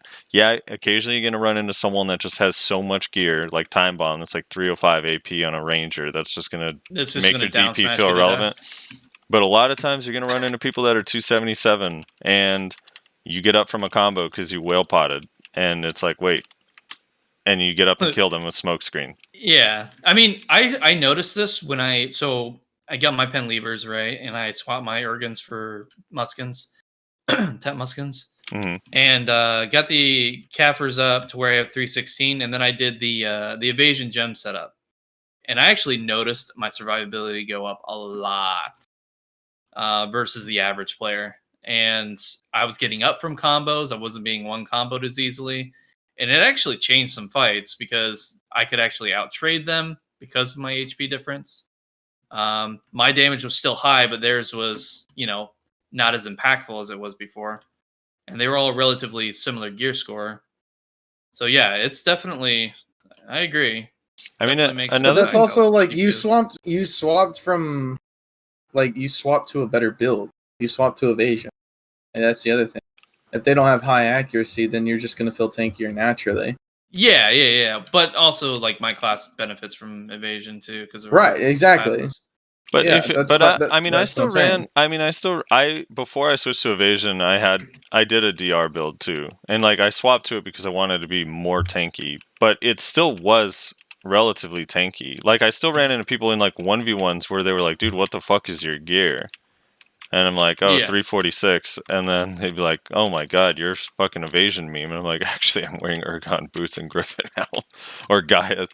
But like, the DP still matters even on DR. Like, it really does. And to get back to like the gear versus skill, I think the range, kind of like you were saying, Nayashe, of like, or Rez, like the amount of gear score difference you have to be to where like, person A it's like unwinnable actually has no chance against person B is really, really big.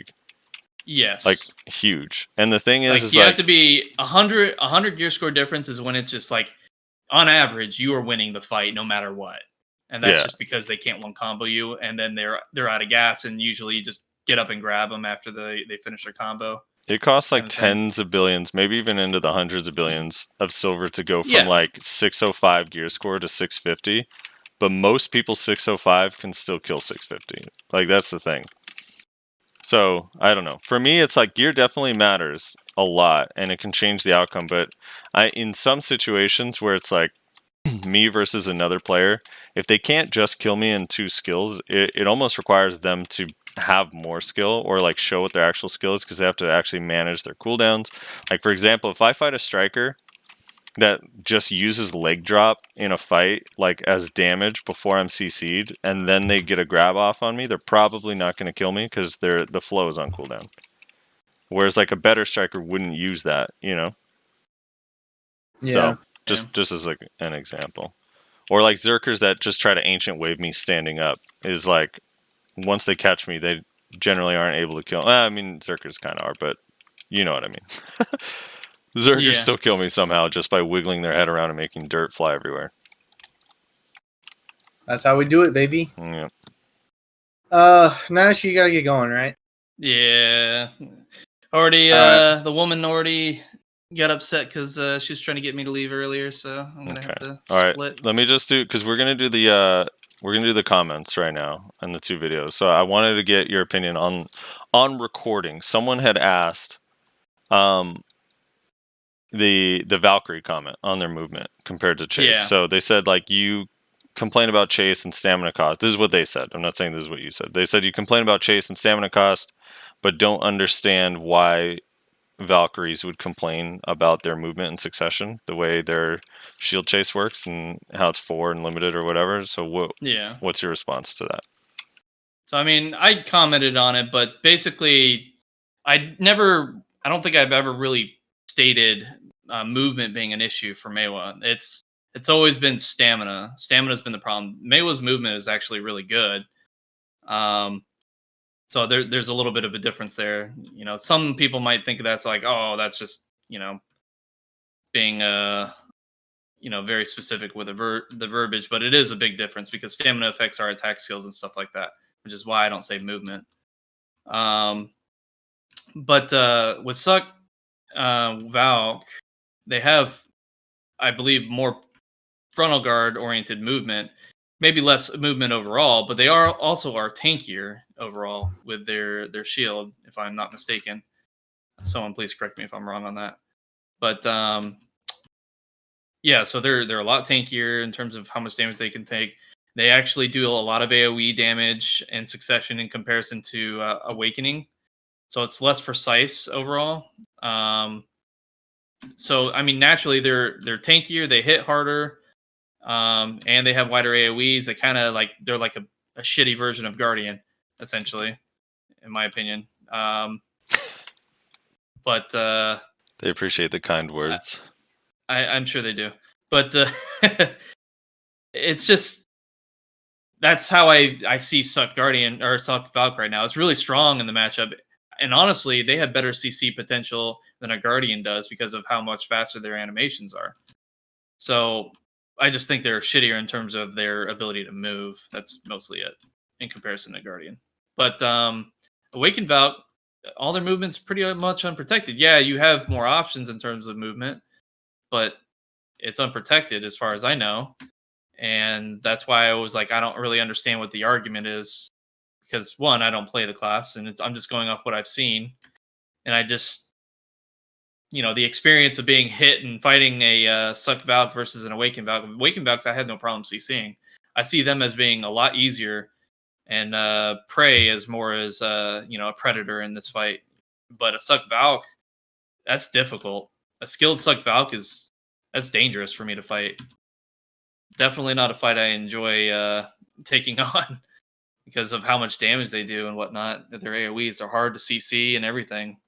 I feel like they have most of the same kit as Awakening in terms of all of its potential, and with, you know, more protected movement. Yeah, it might be shorter bursts, but you're a tank. You're not meant to be a super mobile class. That's how I look at it, and Succession makes them tankier. So that's just my viewpoint on it. All right, and with that invalid opinion, that you know, shit to your Meiwa opinion. Frosty, did you want to start up your stream and I host you with it? Up to you, man. Yeah, my stream's already up. I already have it up. Oh, perfect. Yeah. Let me host you then. Hey. That way, all my viewers still get to listen to the value pack because I know that's what they're here for. So. Yeah, that's what they're here for. They were there to watch you gather. They're not here to watch some shit Meiwa fucking play this game. Meiwa tier. They want to hear the band. By the way, Frosty, don't forget we got to do after hours. Yeah, I still don't even know what that means. Literally just 30 minutes of us doing whatever. Where at? On stream? Out of stream? How does that work? Out of stream. It has to be out of stream. Okay. It's for our patrons. Oh, is it like a recording? You want to explain the after Yes. hours thing for people so they know what the benefits are and why? I guess while we're waiting for Nayashe and for me as well to learn. To host.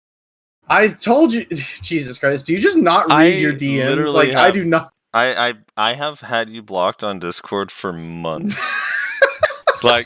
And today, I finally unblocked you yesterday, and then today I see you're trying to ream me about my fucking sleep schedule. So I'm like, you know what? I'm blocking this guy again. I'll sleep when I want. Hey, Nayashe, thanks for the host. Fucking bitch.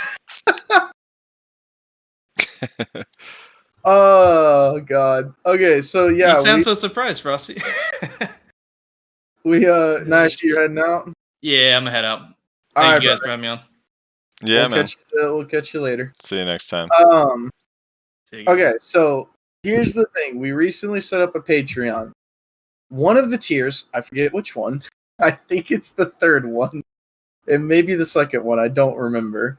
One of the tiers gets you what I am calling an after-hour show, which is basically when we stop recording the podcast, stream's going off, and we're starting another recording. It's literally just going to be an extra like 20 to 30 minutes of content is what I'm aiming for. So that way we can, if you're interested in more content and you want to help support us, then that is an option that is available to you. There's currently 4 tiers. There's a $1, $5, $10, and a $20. I think the $20 one might be sold out because I put a limit on it because the $20 one is a thank you at the beginning of every podcast, and we didn't want it to go on forever if we somehow miraculously had a bunch of people wanting to do that tier. And I'm actually surprised that as many people have done it as they have. It's actually kind of crazy to me. So thank you again to those of you who have done the $20 tier. Like, that's amazing. I might increase it to 10 just because I think I'm able to keep it like a really, really short thing at the beginning of the podcast. And because it went out so quickly, I feel like I don't want to screw people out of not being able to do it. So, but we'll see. I still have to make up my mind about it. So yeah, if that's something you're interested in supporting us through, then there is a link in the description. You can go check that out. Okay, so All right. we got to do comments. Are we doing comments for the tier list and the podcast? Yeah, I mean, I'm down to. It's up to Okay. you. We'll run through them. I have the tier list open on the left and the comments on the right, so people can kind of see it and have it as a reference point as well. Okay. All right, Ted says Musa in C, sure, not in B. What the fuck? Reswise Musa in B, not C. Yeah, no. Like, what else did we put in C? Like, Zerker and Striker? Like, absolutely not. You're out of your mind. Yeah, Musa's Succession's really good. I actually don't understand. Lakeson 9003 says, LOL, both Wiz Witch is S tier for Siege. Both is a long range class that chunks hard no matter what. Also have huge AoE. Sure, Wiz chunks more thanks to their passive, but both does good damage. Both have PA, heals, and good buffs overall. They stands in balls. That sounds funny. They stands in balls or on top of the rock or whatnot, so they both kind of protected. And then he says DK for large skill sucks ass. F, they can't dive into the ball and do wheel and yada. And I think we addressed all of that, right? I think we did. The only thing that I don't agree with is Succession Witch being S tier in Siege. Like, if it is S tier in Siege, it's like at the bottom, whereas like above it is like Awakening Wizard, Awakening Witch, and Succession Wizard. So why would you not just play any of those things instead? Which I think is why you don't see any Succession Witches, is because it's just like there's just better versions of the class. The Awakening Witch, or you can play a Wizard, which is basically the same class. Both the Awakening and the Succession, I think, are better than Succession Witch right now. Yeah, I think I would probably put Succession Witch closer to like A in large scale, because it's definitely worse than Awaken Witch and Succession Wizard and Awaken Wizard, to be honest. But we also were factoring in small scale 1v1s, and I just think that Succession Witch is just not good there. So it was sort of an average of the two. Yeah, Succession Witch is definitely good for large scale, but not S. It's just you can't speed spell. I mean, you can't even sage heal. You know, can't sage his memory PA. It's a little bit different. Has some limitations, and the no split TPs, no S block makes it kind of harder. Whereas like Wizard, it's a lot easier to rotate your skills, and the split TP just makes life fucking way easier. And ultimately, it wasn't a large scale ranking. So even if you say it was S tier, it wasn't a large scale ranking, so it wouldn't go in S. Like, I'm lost. The fact that it doesn't understand. have split TP should put it straight into F. All right, and then DK sucks in large scale. Yep, I agree. But overall, the class is still really, really, really, really good. And in smaller Hold scale on, can I node just wars, say something real quick? Because Yeah. I think it's been a couple weeks since we said this, and I think we agreed on it a while back. Okay. Split TP should just be a thing, yeah, like for all the witches and wizards. yeah, I agree. I don't understand why that's not just a thing. Like that's just a thing that they should all be able to do. In all honesty. Dead says K a megalol uno. Fantaz says as a main striker can confirm it's absolute trash now for PvP. Awakening lacks movement and damage. Succession lacks movement and AoE. I know there's a new video from Fake Uni where he's doing really good in RB up, but every class with 302 AP can smash trial characters. Thinking about slowly re-rolling to Ninja, but getting the level and SP will take a few months. With all the classes BDO has to offer, I think only 4 of them are good for small and large-scale PvP. Those are Guardian, Archer, Ninja, and Sork. Hopefully the PvP class rebalancing announced from Global Labs is gonna make things better. I feel like you left out a few classes in that little list, but yeah. The sentiment is there. Ochacha says the roaring wave war bug is going to be the death of me more than it already actually has. Yeah, that shit needs to get fixed. Max Punch says, yeah, an absolute disgrace. As a suck DK, I can't even perform proper combo on people. Well, because they all die from the reflow, but I can't. And all those suspicious NA classes, only one can have a beard, so it's pretty clear which one is the manlier class there. By the way, please nerf Meiwa for the lulz. Sirlock says a Succession Valk that was from Ikoda fight got 201 kills in Serendia Siege. Yeah. You forgot to you forgot to list those. You forgot to list those siege guilds in there. The list of them. The Serendia Siege has been weird lately, dude. It's been a Coda fight and a bunch of T1 guilds. I don't know what's happening over there. Well, Coda fight now owns Balanos. So. That one. Yeah. Sorry, the farmlands, whatever, both of them. It's weird. I think this week they fought not T1, but like I don't know, it was weird. I'm trying to remember all the guilds they fought, but they fought like Uncensored and Flux this week. I don't even know how many people those guilds bring, but I don't know. Kind of weird. Sirlock said, Rhino says, Tamer Roaring is 30% MS debuff. Surging Tide is 20% move speed debuff. Okay, right. Yeah, I forgot about the Roaring one. Or I don't even know if I realized it had that. Since Kuna has unlimited iframes, you know. Same thing says, bring Hedon in. We had Hedon on the show a while back.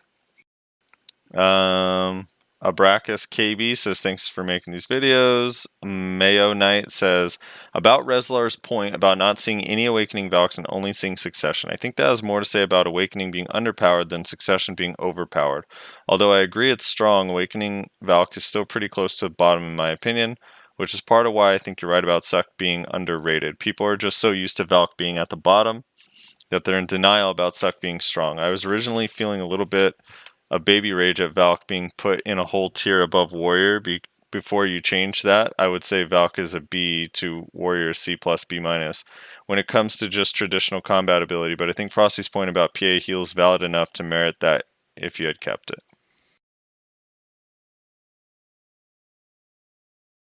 The Assassin says, I'm watching you, Reslar, LOL. Watching me? Yeah, dude. What did I do? Get fucked, noob. I put Musa in B tier. All the Musas are mad at me. Yeah.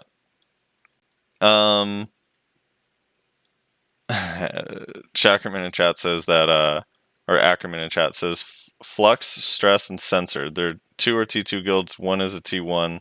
Akoda brought 90-ish. Flux had 25. Censored 40. Stress 50. Yeah, there you go, man. That explains the Valk with 201 kills.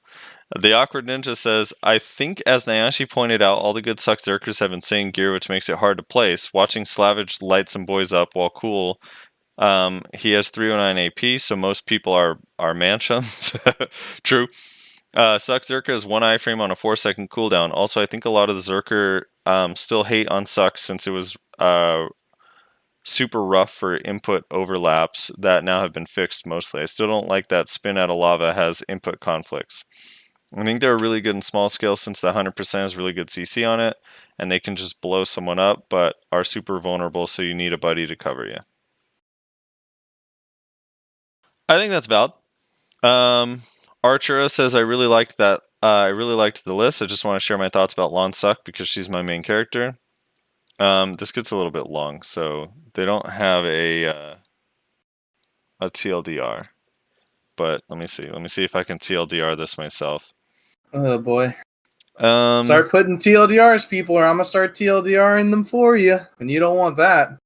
Yeah, in fairness, in this video, it might be other people that don't normally listen to a podcast. That's true. That's why I didn't bother this time. Let's see. Probably starting next week, I'm gonna start writing my own TLDR. I'm just gonna reply to people's comments with a TLDR. And if you don't like the TLDR, then too bad.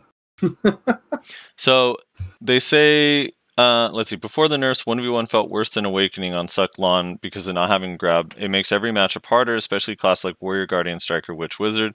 Also, CCs were really bad to catch people up. You throw slow-ass Cymbidium, hope they walk into that, and use your LMB after gliding for bound, which is predictable because you come from the air, or just Sacred Dance, which is probably the slowest skill in Lon Kick, and hope you catch something. No fast CCs to catch people. The only good CC was Furious Chase Salpuri after Furious Chase. The animation was fast. It was super armor flow. Also really high damage DP buff. But in 1v1s, it was only worth using with mouse movement because if you don't use mouse movement, you can't control it. This is the main reason I stopped playing Suck. All right, so I'm just going to say, like, I wholly disagree with this. I was playing on Suck Lon yesterday for a while. And, like, granted, I played it a lot when it first came out for, like, 3 weeks. I was maining Succession Lon. And I don't know, man. I still think the catches are really good. Like, I don't know why you're leaving Furious Chase out of that list. Furious Chase is a really low cooldown dash CC with forward guard. And it's, like, really, really consistent. And, yeah, you can't mouse move the Salpuri, but you can still use the flow to Furious Chase to change your direction after the dash if you want to, and then use Shift Q. So I don't know. It's I think Lon has a lot of catches. Even without Salpuri having SA, it still is so fast, and the AoE is huge. I think it's still like pretty easy to catch people with it. I think Lon has a lot of catches, and Cymbidium is so good. It's not, you don't just hope someone walks into it. You can use it aggressively. And the range on it is pretty decent. Kalekos the Spellweaver says, first of all, awesome, another podcast in 1 week. I can't believe it's possible to grind 5 hours straight in this game without some finger arthritis. Was able to get 3 distortions. Thanks to you guys. Congrats. He has a whole long thing. He says TLDR, insane iframes with range capabilities is just really broken combination because, again, range is a form of protection by itself. They're already super protected with normal kit. Then PA gave them the leeway not to actually commit against melees. I think he's talking about Succession Sork. Maybe? Yeah. Emma Rose says, I really don't understand how Tamer is C. 1v1, 3v3, Tamer is S, A+ tier. Suck is easily just as good as Awaken in both. Yeah, they suck at Node or GVG, but you all even said so does DK and Warrior, who are both labeled in B, and I don't see a DK outperforming Tamer in 1v1, 3v3. I really think it should be more like a B tier at the very least. Here's kind of my thing with the Tamer. Well, I don't completely disagree with what you're saying. Like, maybe for me, I would probably have DK at B and Tamer like B-. Or, but the thing is like, the amount of Tamers that are good in 1v1 or great in 1v1 is so minimal. Like, even of the Tamers that I've run into, I just feel like everyone only thinks of like Memo and Friendo and like Orange Tic Tac, like these top tier Tamers when they think about Tamer 1v1, but they don't think of all the other people that play Tamer that literally just die to everyone instantly. You know what I mean? Yeah. I don't know. Like if we were basing balance purely off McCann's on Warrior, then yeah, probably Warrior should be S tier, you know? But unfortunately, nobody plays that well. No one plays like Memo or Friendo. The other like 150 Tamers that are left on the server generally are gathering at Sheep Mountain. Emma Rose says, I really don't Oh, that's the one I just read. Asorzi says, Lawn Suck is definitely not on par with Sork, Ninja, Kuno Suck. It's a strong B at best. All right, so we tried to explain it at the end, but so we sort of like sorted them by like within that tier, which one's the strongest, or which one we think is the highest actual rated, like within the grade. So like Sork, Kuno, Ninja, Lawn. I agree it's not exactly on par, but it's pretty damn close. Lawn is very, very good. In Node War and Siege, Lawn is just as effective. In 1v1, Lawn is just as effective. The only thing is like it has some matchups that are really tough, like Guardian, for example. No one does Sheep Mountain anymore. It's the only thing I remember. I haven't live skilled in a while, alright? I don't know where people are at now. I guess they're gathering snakes up in Dregan. Apparently, I learned today. If it makes you feel better, consider Lawn A-, whereas the others are A and A+. Yeah, I just solved exactly. your moral dilemma for you. Yeah. Let's see. Ryan Mormolo says, most impressed with Reslar's paint skills. Great job, guys. But def agree with Frosty that plus and minus would be really helpful to differentiate the minor differences within the bracket. It sounded like you guys really wanted to place Lawn in A-, but didn't give yourself the option. It's just visually easier to comprehend, I think. Even the left to right thing at the end helped, but I still think A- would read better. Yeah, the issue is that a lot of people just skip to the end and look at the picture, and then they're like, wait, Sork and Lawn are identical? Yeah. Which is like, so like, I don't know. Here's what it yeah, is. you're right, but I'm so annoyed that you're right that I have to explain to people, if we put two classes in A tier, that doesn't mean they're exactly the same strength. That means that, roughly speaking, compared to other classes, these two are relatively close to each other. But for some reason, people are going to look at Sork and Lawn in the same list and say, Lawn isn't as strong as Sork! Like, yeah, no shit. It's just, I don't like that voice. Fired Up Wings says, says they're going to make people mad and just say like the absolute truth about DK performance. There are ways DK can excel in Node War and Flex, but it takes a lot more work and gear than other Flex classes, just because the stand management and the fact that you run out of skills very fast. Otherwise, great list, very nice considerations. Not Jororo says seems fair. Onigatana says I think Warrior Suck should be C tier as well. Maybe. Warrior Suck is another one that I'd probably have in like C+ or B- instead of B. Onigatsu also says Suck Guardian should be C tier, only has one dedicated iframe, and iframe in a stiffness is iframe SA, so it's partial iframe that she can be grabbed out of. Any class that's fast or has a grab destroy Suck Guardian. I don't agree with that. Also, I don't know how a skill that goes from iframe to super armor with a stiffness on it is considered a negative and should be docked points for that. I feel like any skill that starts off as an iframe movement ability that goes into super armor stiff is not gonna dock you points. It's gonna net you points. Yeah, you can also be grabbed out of mass destruction, but that skill is still really, really, really fucking good. Mr. X says, Valk main here. I feel it's not overtuned and it's not very weak either. Valk's probably the most balanced class right now, in my honest opinion. We would just like a bit more mobility and lessen the CD of Chase, or add another level to Chase to keep the current CD. Also, might be a slight increase to AoE radius, my personal choice for PvE. Overall, class in a good spot. Wilmato says, yeah, right, Kuno bad, Sork Ninja good. The class I play bad, the other class people play good. Bwahaha. Did I say that? I feel like I put Kuno as like right next to Sork. It's funny because all four of the classes that you've played recently, you placed in A tier. Well, except for, I don't know, how recent are we talking? I don't really count Mystic. Yeah, no, poor Mystic, dude. I'm counting Sork, Kuno, Ninja, and Lawn as you've played them recently for a relatively decent amount of time, and we have them all on A, so kind of funny.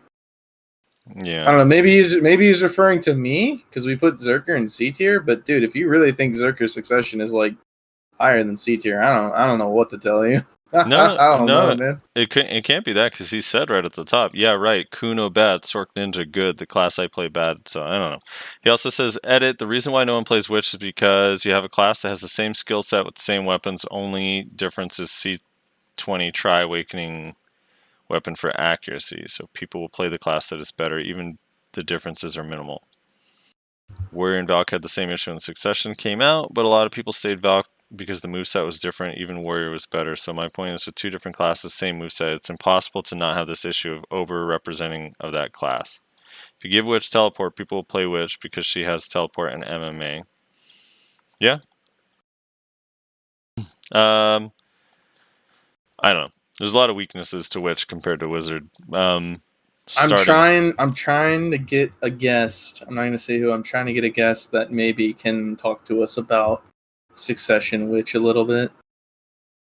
So maybe next week I'll be able to nail him down. Is it Mina? Yeah, it's Mina, dude. Milo Lubin says, suck Witch here. We are one of the worst classes in the game for 1v1. Our passive relies on unprotected animation locks. Awake is so much better. Yeah, maybe. I don't know. For 1v1, they're both not amazing. So, Spheros is not a bad list. Would say Sork is S after getting one tap from across the map, but either way, decent list. Dude, I always remember Sphero in Node Wars, like him using the Warrior forward F. I saw him running away. He like engaged like in a 1v3. He runs away with forward F. He's sprinting away, and I threw a Dream of Doom, and it hit his back, and he died. It felt so bad. Invendentia says, Nayashe complains about Meiwa movement, but doesn't understand complaints about Suck Valk movement thinking. So that was Nayashe responded to that earlier, but yeah, I think Suck Valk needs one more shield chase that has super armor. I think that would help it a lot. Personally, that's just my opinion. If it had one more, or if the cooldown was reduced on all of them by 1 second, maybe that would help too. Super Sean says, just starting, but super glad you are splitting up PvP and PvE. Makes the discussion and ranking too messy.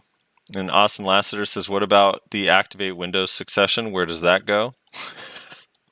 There's a special tier list. That's been MIA for a while, brother. Humanidai says there's a special tier list in the Patreon. All the money goes to the goal of getting an online key activation for Windows 10. And then you can actually make goals in Patreon. Maybe that should be a goal. We'll set a goal, and I'll eventually activate my Windows once we reach it. Ryan Mormello says, can't wait to customize my wallpaper. And Kieran 2029 says F. So yeah, that's the tier list comments for now. I'm sure that'll get out of hand and crazy over time, like the other ones did. We'll see. What happens. Let me pull up the last week's comments, and then we'll be all set. So last week we had, for context, we had Shade on from Snake. Feels Tamer Man. Yeah, aka Feels Tamer Man. Shade. He was really cool. We talked about the history of Snake, and then we talked about Tamer and Tamer balance and stuff. So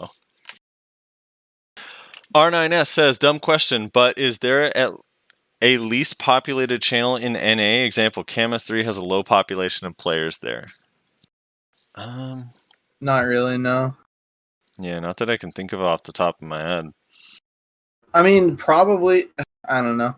I think I might argue the Olvia channels would probably be the least populated because only new or returning players can go in there.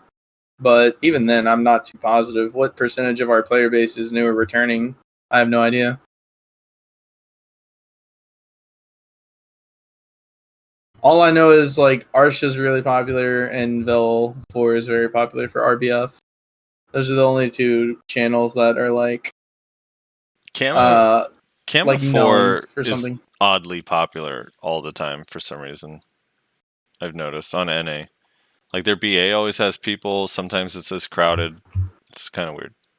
I don't know what happens on Kama 4. I've recently found my new chill home. It's a pretty dead channel. There doesn't seem to be anybody ever on it.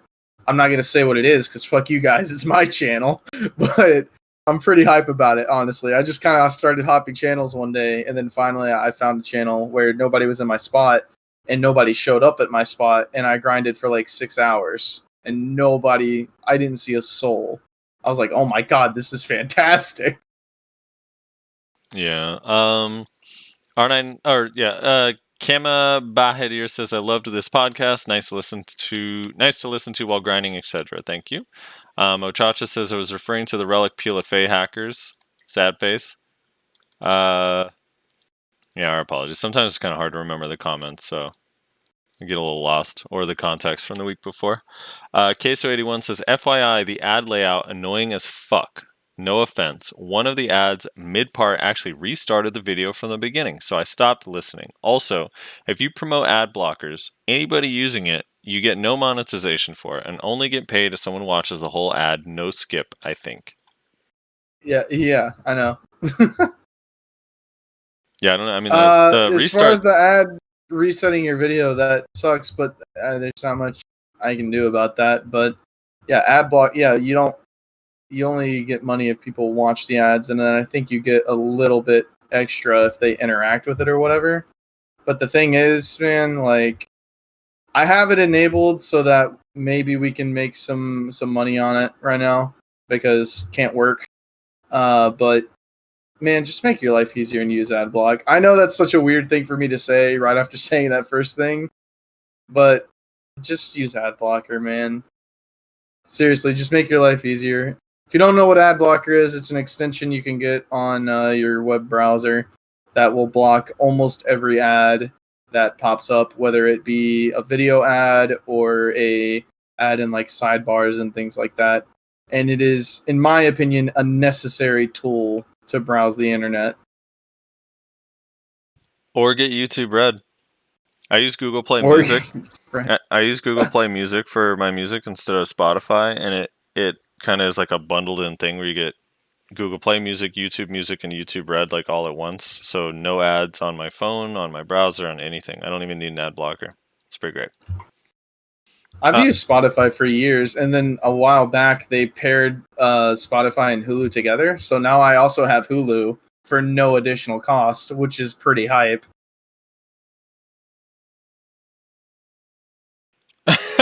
Someone in comments said, "Do not confuse YouTube Red with RedTube."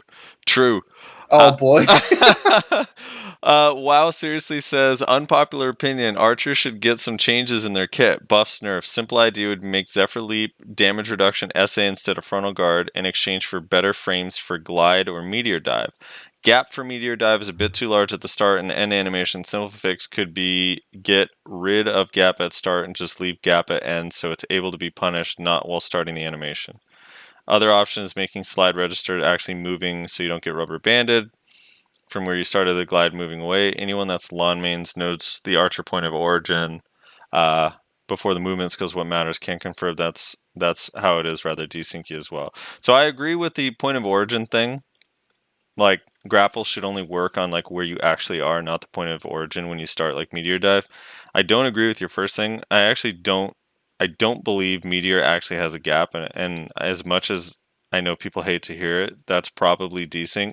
I asked a couple of other archer mains about this just to confirm before I said this like live on the show, and they said that they've never been CC'd out of a like successful meteor dive at the beginning or the end unless they lagged or desynced. So TriConnect says, "I kind of agree on Oasis gear would be great to have it permanently, but maybe instead of NPC selling it, we can have Medaya mobs dropping it. Maybe those that don't drop Asulas. For now, it looks like beta server and cheap private server.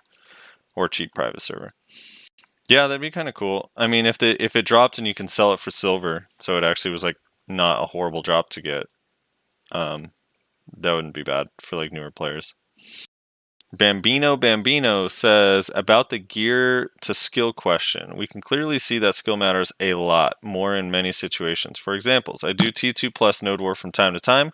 It feels like the best coordination with the most Wiz Witch will usually win, but when I do T1 Node War, there's guild far superior than others, and I think it comes to the skill of the players almost all of the time." I can see that. Yeah. Yeah, unfortunately, like the gear skill thing is thrown out the window with Wiz Witch and large scale. Yeah, a little bit. Mayo Knight says, when Rylock was on, y'all talked about which classes whine undeservedly. As someone who listens to your comments every week, one of you had better mention Musa, at least an honorable mention, next time this discussion comes up. Oh, no. They have skyrocketed towards the top of the list. And DKs have been keeping quiet because Succession they know is actually good. Musas are like, I don't know what's happening, dude. It's so funny too because like I don't know, like there was no chain. Like where was the huge list of Musa nerfs? I don't know. It's weird. I just don't get it. Yeah, it was like the Voltaic nerf, dude. Crust Crusher got sped up, and now their frontal guard is reduced in time. Bro, I will never get over. I forget who said that in that fucking Discord, but I will never get over when I actually saw Witch say in that fucking Discord of yours, no, it's actually a bit of a nerf. I was like, holy shit. The fucking, like, mental gymnastics of these witches, bro. Was that Mina who said that? I feel like that might have been Mina. I'm pretty sure it was Mina, dude. Who was like, actually, it's a bit of a nerf because it's less time in super armor. And I literally was like, what the fuck did you just say? Awkward Ninja says, can we please get a complaining class tier list? Complaining class tier list. I'd be down well, to right do it. now, I think that'd be kind of fun. Right now in S tier, I mean, I don't know. I feel like Mooses are pretty high up. I feel like nothing has reached peak DK complaining yet, though. I feel like we're still not there. When DKs were complaining the most is like the loudest it's ever been. But man, Moose is working their way up there. Like they're really trying to get there. But also, peak DK complaining, I think we can agree was actually kind of justified because it actually was impossible for them to do anything about Mystic and Striker. Yeah, it's just that they transferred that over to they can't do anything to anybody. That's where things got a little out of hand. Todd Thorson says, I honestly don't get this mindset people have. It's been like this since the start of the game as well. If a class has some obvious issues with skills and they complain it in a good way, the replies usually go like, quote, my blank, insert class, have that / similar issue as well, and worse. Hence, your class shouldn't complain and try to get it fixed. It's baffling and toxic in all honesty. Yeah, I agree. I mean, I agree with that completely. Whereas, like, if someone feels like they have an issue with their kit, like, for example, if a tamer goes, dude, it really feels like all we can do in Node War and Siege is alt. Like this, I really wish they would buff tamer, and then a Zerker comes in like, all we do is fucking alt too. Like, stop fucking complaining. At least you guys can blank, whatever. It's just like, yeah, I mean, maybe they need to fix both, but it doesn't really take away from the fact that the tamer wants their shit fixed is valid, That's not really the game, though. That's just kind of people in general. Yeah, it's people in general. And also, it's kind of like, I mean, there's arguments to be made, right? Like, you have to, you use other classes as comparison and analogies for a reason, because it's like how you kind of build an argument. But there is some people that go all overboard. The Musassin says, I dislike Tamers a lot, still hate Guardian more. For Tamers, my issue with them is that if you manage to CC a Tamer, that damn pet comes and CCs you, fucks your whole combo. If the Tamer gets CC'd, your pet should get CC'd as well, or it can still attack and do damage, but it shouldn't be able to CC you. Yeah, I think that's what Feels Tamer Man was saying. That the pet, he didn't like it. Dude, I've known this forever, that like even Tamers don't really like that the pet CCs people randomly. Yeah. Because it's kind of weird. Damn soap ads. Lost Soul says, damn soap ads. Going for pen makes me want to quit the game daily. 180 stack cron like 17 times now. I love it when YouTube shows me people hitting pen on 100 stack. The Awkward Ninja says, it is 10 on every class according to the patch notes way back when. Yeah. Pet classes should have an extra 4 for pet, and for some reason Wizard and Witch get a bonus 1 on the fake pet on top of the 4 from Red Orb. But, is just what it is supposed to be. Yeah, I think Feels Tamerman was saying that it's 7 plus 3 or whatever for the. I can't remember what the math was exactly they were saying, but it's literally just a flat 10 aggro limit on every class, and then some classes with a pet it goes a little bit over. I'm pretty sure Tamer is actually supposed to still be 14 if your pet is out, if I'm not mistaken. But yeah, used to be 7, then they changed it to 10 on everybody. And I think that did 2 things. It kind of equalized trash per hour a little bit across classes, because before it was like Sorks would get so much extra trash because the disc used to aggro more and bring them beyond like what other people could do and so on. So the Awkward Ninja also says TLDR, fix the hit stun during SA. It probably adds horrible lag and desync and it sucks.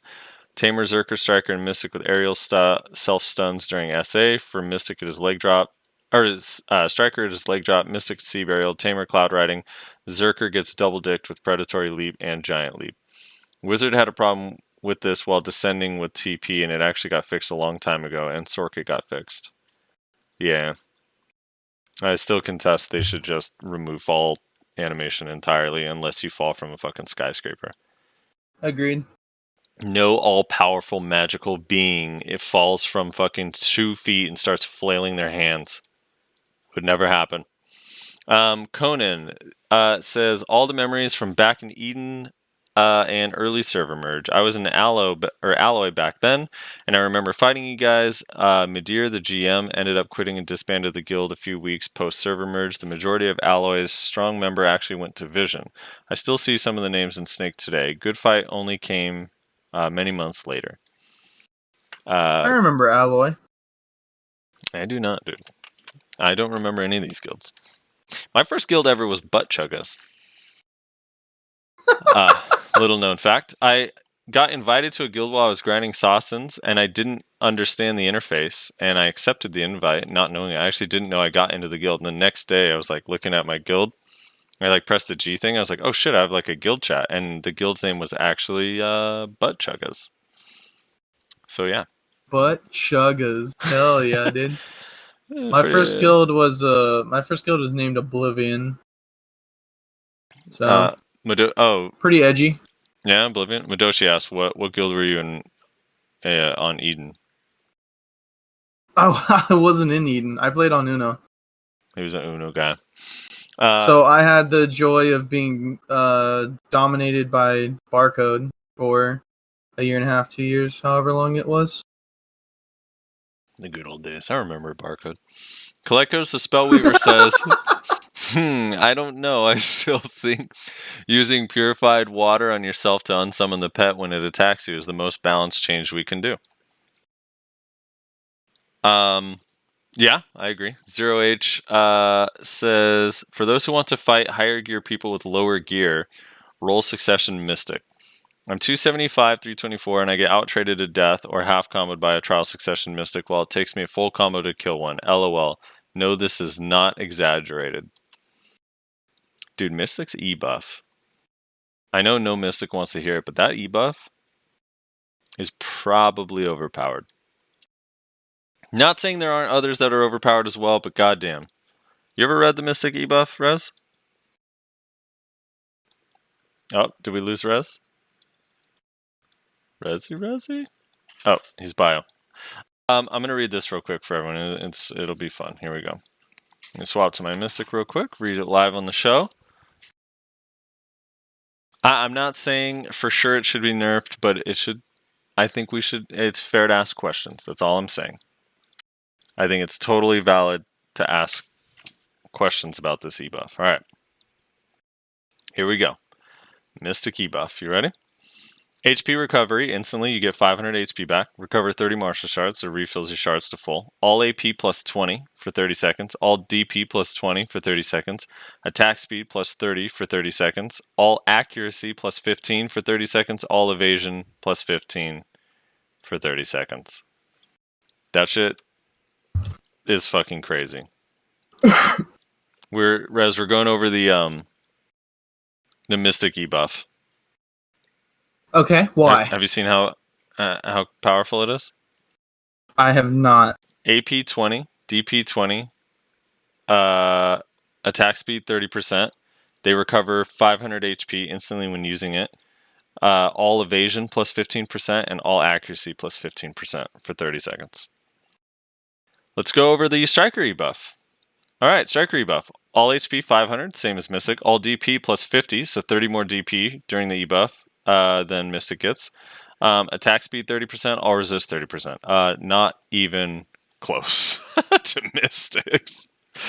Mystics is that's a bit yikes. fucking crazy, dude. I don't hate the Striker buff, but I feel like it at least should get all AP like plus 15 or something thrown in there. I don't know. Yeah. I still feel like Archer probably has the strongest debuff in the game. Archers is nuts. The thing that's alright, so Archers is crazy because it just like literally hard counters everything. Like when you pop it hard counters everything, so it's probably too strong. The thing is with Mystics is like it hard counters a gear set, which is fucking weird. It just like hard counters evasion. You imagine having a skill that just is like built to counter. Anyway. The thing is, outside when you start talking about e-buffs, like you also have to separate like what are we talking about? Because if we're talking about large scale, then probably Witch and Wizard debuff is still the most powerful. Because that's like I think what 20 AP to themselves and like I think like 7 or 9 people around them. Mm-hmm. Yeah. I mean that's kind of insane. Let's see. Mick Louis Geeka says every montage video I see nowadays in Node Wars or Sieges are Guardian, Sorks, Ninja, and Kuno. Yeah. Well, the others are kind of boring to watch, dude. Would you watch a witch? Would you watch a witch montage? I wouldn't. Actually, Jake, what's his name? Jay Coons are actually kind of cool. If anyone's ever seen his, I like his videos. They're kind of funny. He mixes in like actual PvP with like it being kind of funny. He makes all those grind videos. Let's see. Queso says, no joke, you know how classes are getting awake balances. The buff from the Global Labs for Rangers was literally C-Swap. Ranger love win. I actually don't understand that. It wasn't actually just C-Swap that got buffed. Hold on, let me bring this up here. I thought it was kind of interesting that someone said that. Let me find this. We talked about it with, was it this one? Yeah, with DeadGG. So I have the link here. Ranger got, I think the translation was just like super poor, right? Or something. Let me find this. Where's the Ranger one? The Ranger got a couple little things. Oh, it's not even on this list, dude. How fantastic is that? This is great. Wait, why is it not on here? Oh, I'm blind. Here it is. Regeneration, 15% more PvE damage. Flow Tempest, now has a 15-second cooldown and has a down attack modifier. That's something. And Ranger PvE is already pretty good. Awakened Ranger PvE is actually really good. It actually takes a lot of work, so it's not like super easy, but still pretty good. Elena Maria says, I agree with the Oasis gear. God, it's so good for alts as well. Kongi Personal says, I'm kind of tired of your constant background shitting on Sork. Get Masilas on here for a talk like this. What? Small Dick stole your girl. Slows are way too strong in this game. They need to be nerfed and also not be able to be stacked. Yeah, slows are pretty strong. And they're also not fun. I feel like getting slowed is just not a fun mechanic. I think the stacking is just the worst. If it didn't stack, I feel like it would not be as much of an issue as it is. But it's the fact that, like, in a large-scale fight, you can get hit with, like, fucking 10 slows that bring you down to, like, your quickest ability is a goddamn brawl. It's just not fun. Yeah. Spitfire, holy shit, a Tamer guest. I'm freaking psyched. Yeah, dude, they're 1 in a million, man. Just fucking tamers. Rebel Lion says, damn, I listened to the whole history of Snake waiting for the guest to explain exactly at which point 70% of their members decided to start using Pinoy services to maintain their competitive advantage, and it never came. Lame. And Whoa, then man. he We got- use the word pilot now. we used the word pilot here. That was very insensitive of you. And and then he got into it a little back and forth with some people about it. So, is what it is. Sly Fox. Here's a question, Frosty. Yeah. Should people that use pilots be banned? Should accounts that use pilots be banned? Let's not get into the how do you figure it out? If they knew for certain people who piloted it and people who didn't, should the people who use pilots be banned? Yes. And my thing is this, is like, I do feel like, yes, they should. However, if they didn't and instead just got like a temp ban, or they announced that going forward you would get banned, I'd be okay with that. I wouldn't be mad if they didn't. But in a perfect world for me personally, yeah, they would be banned. But that's probably just because I'm jealous. Just jealous. Just jealous. Sly Fox Mystic says, in terms of the full grab animations thing, when you clearly fail a grab and it started after it started after the patch where they supposedly adjusted your character's location server side to alleviate the effects of desync last year near the end of the year. Yeah, I think you're right, actually. Good memory on that. I remember that change and everyone wondering what it did. Now we know it made it so you see a successful grab animation way more often, even though you failed your grab. Fantastic. Mm-hmm. Katie White says, hey, been listening for a little over a month. Love the podcast. Hearing y'all slander Maywa on your podcast made me want to re-roll from Lawn to Baywa. Love the content. Heart. Hell yeah, dude. See? Saving the server one Maywa at a time. Austin Lassiter says, the Tamer pet being able to CC you by itself when the Tamer is down is kind of a unique part of the class. As much as I hate it and want it to get the fuck out, there's got to be some sort of tell to keep the identity and make it fair. I don't know. I think there's a lot of other things that make that class pretty unique and identifiable. The Tamer Tamer pet CCing you by itself is not helping that. It's just making people hate Tamers. Yeah, I just don't like it. I know we've kind of gone down this road before, but RNG in PvP is not fun. It's not good.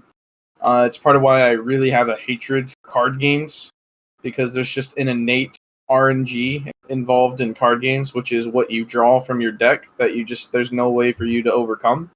And I really despise that you can just kind of get fucked. So for this game to be like, for this class rather, to be like occasionally just straight up winning fights because of this completely RNG thing is really annoying. Very, very annoying. You make your own destiny. Thomas Marty says, Wizard meta is back. Good job, PA.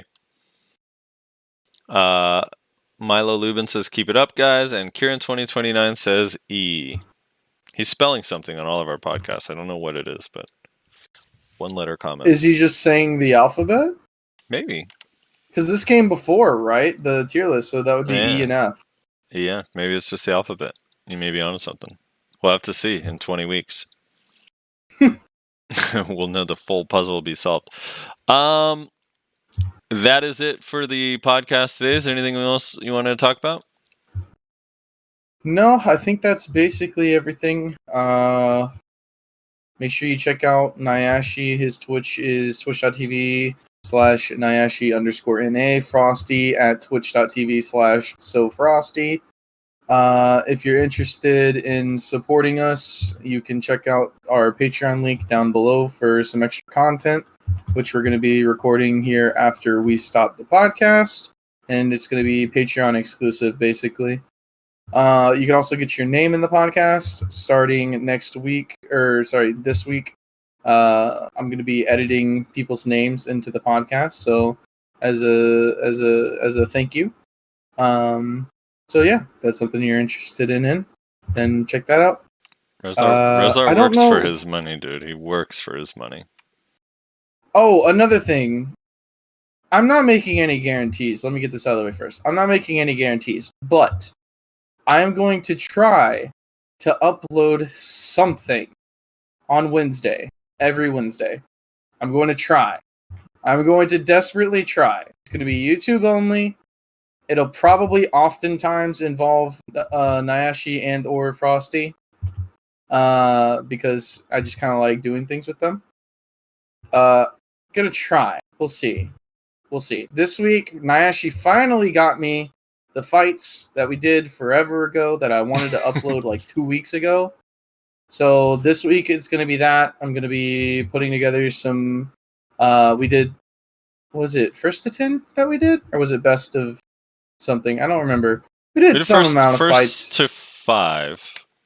First to 5, that's what it was. Okay, so we did a first to 5s between 3 of us, like round robin style, basically.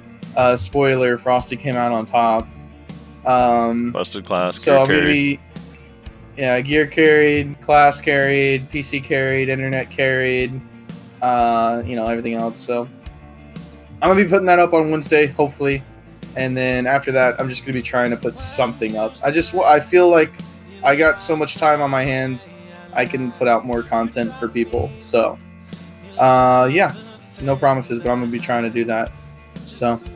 Yep. Yeah, I think that's everything. Make sure you like the video, comment your thoughts on what we're talking about, and that's it. We'll catch you next week.